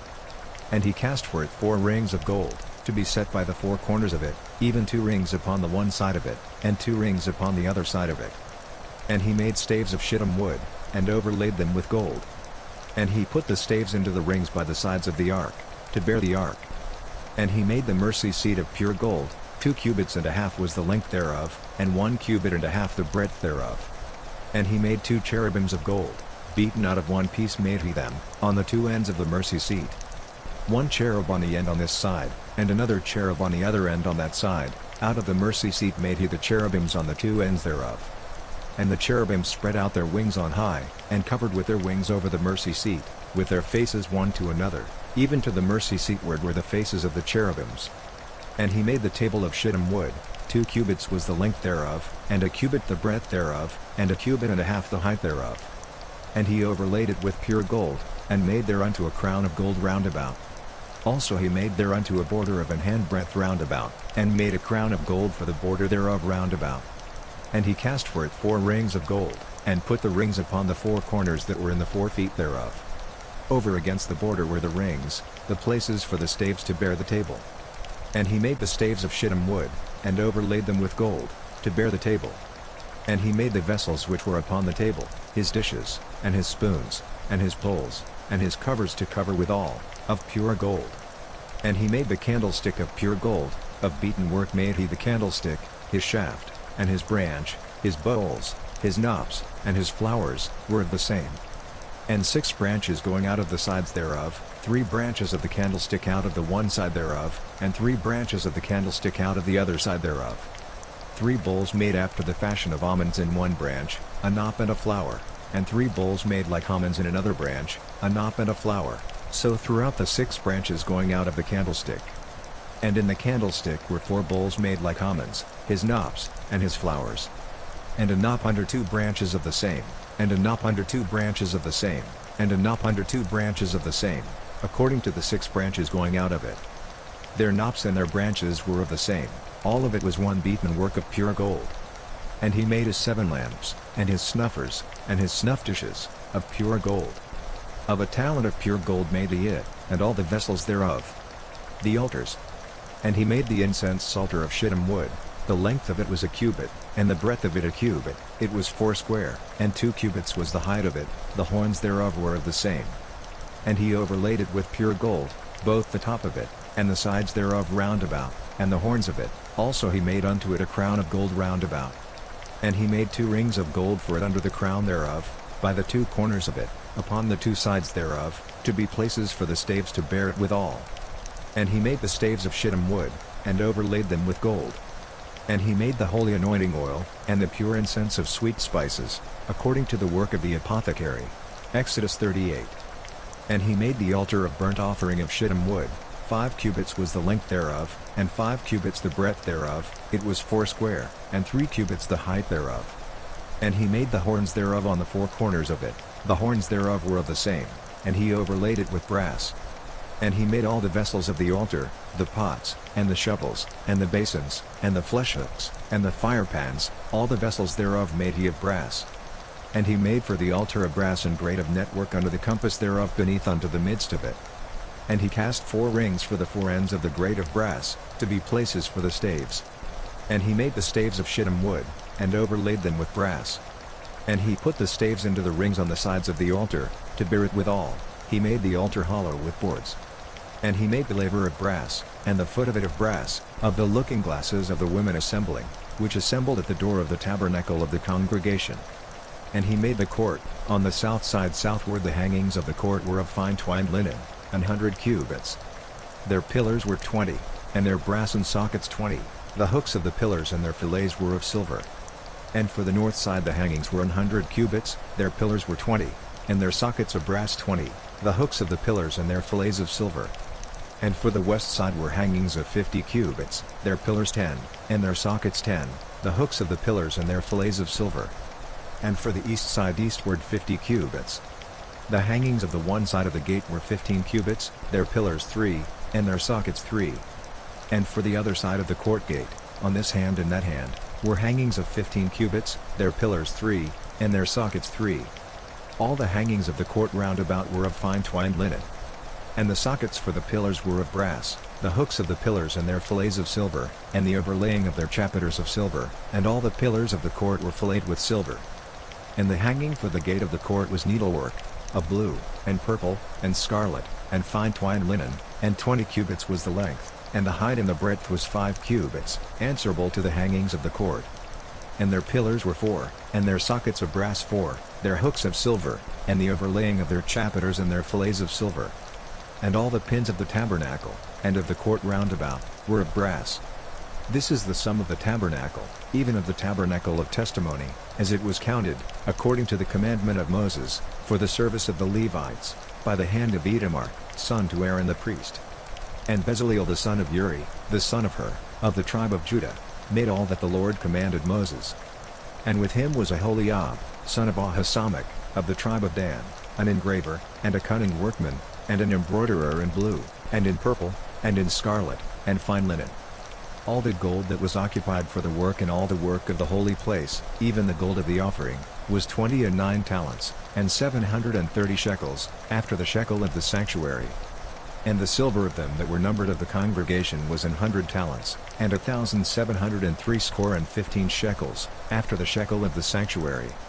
A bekah for every man, that is, half a shekel, after the shekel of the sanctuary, for every one that went to be numbered, from 20 years old and upward, for 600,000 and 3,550 men. And of the 100 talents of silver were cast the sockets of the sanctuary, and the sockets of the veil, 100 sockets of the 100 talents, a talent for a socket. And of the 1,770 and 5 shekels he made hooks for the pillars, and overlaid their chapiters, and filleted them. And the brass of the offering was 70 talents, and 2,400 shekels. And therewith he made the sockets to the door of the tabernacle of the congregation, and the brassen altar, and the brassen grate for it, and all the vessels of the altar. And the sockets of the court round about, and the sockets of the court gate, and all the pins of the tabernacle, and all the pins of the court round about. Exodus 39. And of the blue, and purple, and scarlet, they made cloths of service, to do service in the holy place, and made the holy garments for Aaron, as the Lord commanded Moses. And he made the ephod of gold, blue, and purple, and scarlet, and fine twined linen. And they did beat the gold into thin plates, and cut it into wires, to work it in the blue, and in the purple, and in the scarlet, and in the fine linen, with cunning work. They made shoulder pieces for it, to couple it together, by the 2 edges was it coupled together. And the curious girdle of his ephod, that was upon it, was of the same, according to the work thereof, of gold, blue, and purple, and scarlet, and fine twined linen, as the Lord commanded Moses. And they wrought onyx stones enclosed in ouches of gold, graven, as signets are graven, with the names of the children of Israel. And he put them on the shoulders of the ephod, that they should be stones for a memorial to the children of Israel, as the Lord commanded Moses. And he made the breastplate of cunning work, like the work of the ephod, of gold, blue, and purple, and scarlet, and fine twined linen. It was 4 square. They made the breastplate double, a span was the length thereof, and a span the breadth thereof, being doubled. And they set in it 4 rows of stones, the first row was a sardius, a topaz, and a carbuncle, this was the first row. And the second row, an emerald, a sapphire, and a diamond. And the third row, a ligure, an agate, and an amethyst. And the fourth row, a beryl, an onyx, and a jasper, they were enclosed in ouches of gold in their enclosings. And the stones were according to the names of the children of Israel, 12, according to their names, like the engravings of a signet, every one with his name, according to the 12 tribes. And they made upon the breastplate chains at the ends, of wreathen work of pure gold.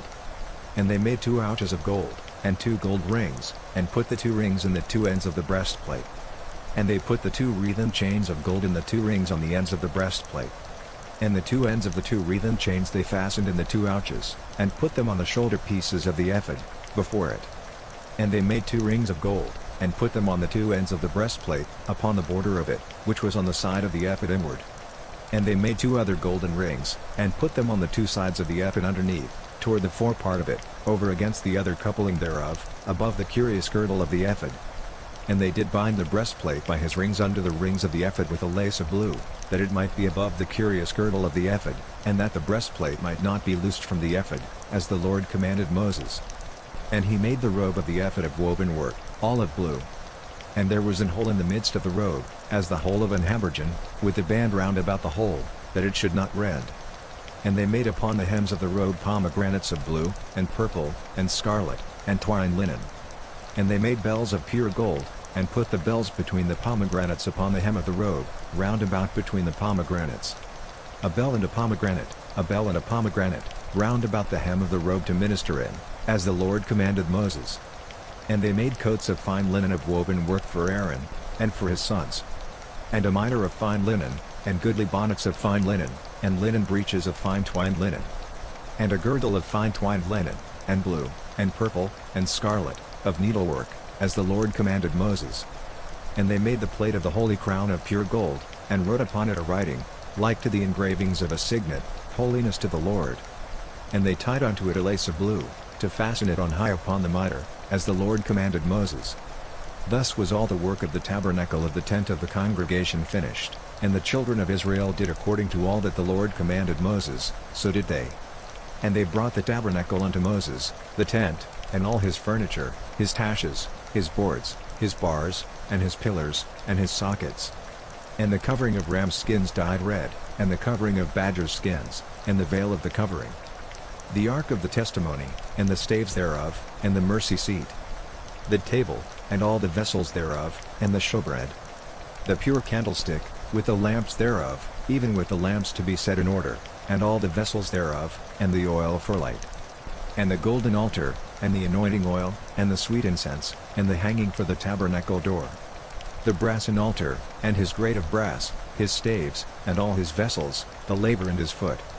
The hangings of the court, his pillars, and his sockets, and the hanging for the court gate, his cords, and his pins, and all the vessels of the service of the tabernacle, for the tent of the congregation. The cloths of service to do service in the holy place, and the holy garments for Aaron the priest, and his sons' garments, to minister in the priest's office. According to all that the Lord commanded Moses, so the children of Israel made all the work. And Moses did look upon all the work, and, behold, they had done it as the Lord had commanded, even so had they done it, and Moses blessed them. Exodus 40. And the Lord spake unto Moses, saying, On the first day of the first month shalt thou set up the tabernacle of the tent of the congregation. And thou shalt put therein the ark of the testimony, and cover the ark with the veil. And thou shalt bring in the table, and set in order the things that are to be set in order upon it, and thou shalt bring in the candlestick, and light the lamps thereof.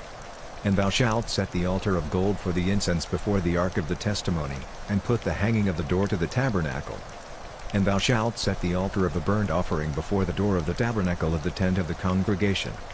And thou shalt set the laver between the tent of the congregation and the altar, and shalt put water therein. And thou shalt set up the court round about, and hang up the hanging at the court gate. And thou shalt take the anointing oil, and anoint the tabernacle, and all that is therein, and shalt hallow it, and all the vessels thereof, and it shall be holy. And thou shalt anoint the altar of the burnt offering, and all his vessels, and sanctify the altar, and it shall be an altar most holy. And thou shalt anoint the laver and his foot, and sanctify it. And thou shalt bring Aaron and his sons unto the door of the tabernacle of the congregation, and wash them with water. And thou shalt put upon Aaron the holy garments, and anoint him, and sanctify him, that he may minister unto me in the priest's office. And thou shalt bring his sons, and clothe them with coats. And thou shalt anoint them, as thou didst anoint their father, that they may minister unto me in the priest's office, for their anointing shall surely be an everlasting priesthood throughout their generations. Thus did Moses, according to all that the Lord commanded him, so did he. And it came to pass in the first month in the second year, on the first day of the month, that the tabernacle was reared up. And Moses reared up the tabernacle, and fastened his sockets, and set up the boards thereof, and put in the bars thereof, and reared up his pillars. And he spread abroad the tent over the tabernacle, and put the covering of the tent above upon it, as the Lord commanded Moses. And he took and put the testimony into the ark, and set the staves on the ark, and put the mercy seat above upon the ark. And he brought the ark into the tabernacle, and set up the veil of the covering, and covered the ark of the testimony, as the Lord commanded Moses. And he put the table in the tent of the congregation, upon the side of the tabernacle northward, without the veil. And he set the bread in order upon it before the Lord, as the Lord had commanded Moses. And he put the candlestick in the tent of the congregation, over against the table, on the side of the tabernacle southward. And he lighted the lamps before the Lord, as the Lord commanded Moses. And he put the golden altar in the tent of the congregation before the veil. And he burnt sweet incense thereon, as the Lord commanded Moses. And he set up the hanging at the door of the tabernacle. And he put the altar of burnt offering by the door of the tabernacle of the tent of the congregation, and offered upon it the burnt offering and the meat offering, as the Lord commanded Moses. And he set the laver between the tent of the congregation and the altar, and put water there, to wash withal. And Moses and Aaron and his sons washed their hands and their feet thereat. When they went into the tent of the congregation, and when they came near unto the altar, they washed, as the Lord commanded Moses. And he reared up the court round about the tabernacle and the altar, and set up the hanging of the court gate. So Moses finished the work.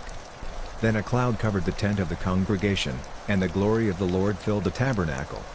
And Moses was not able to enter into the tent of the congregation, because the cloud abode thereon, and the glory of the Lord filled the tabernacle.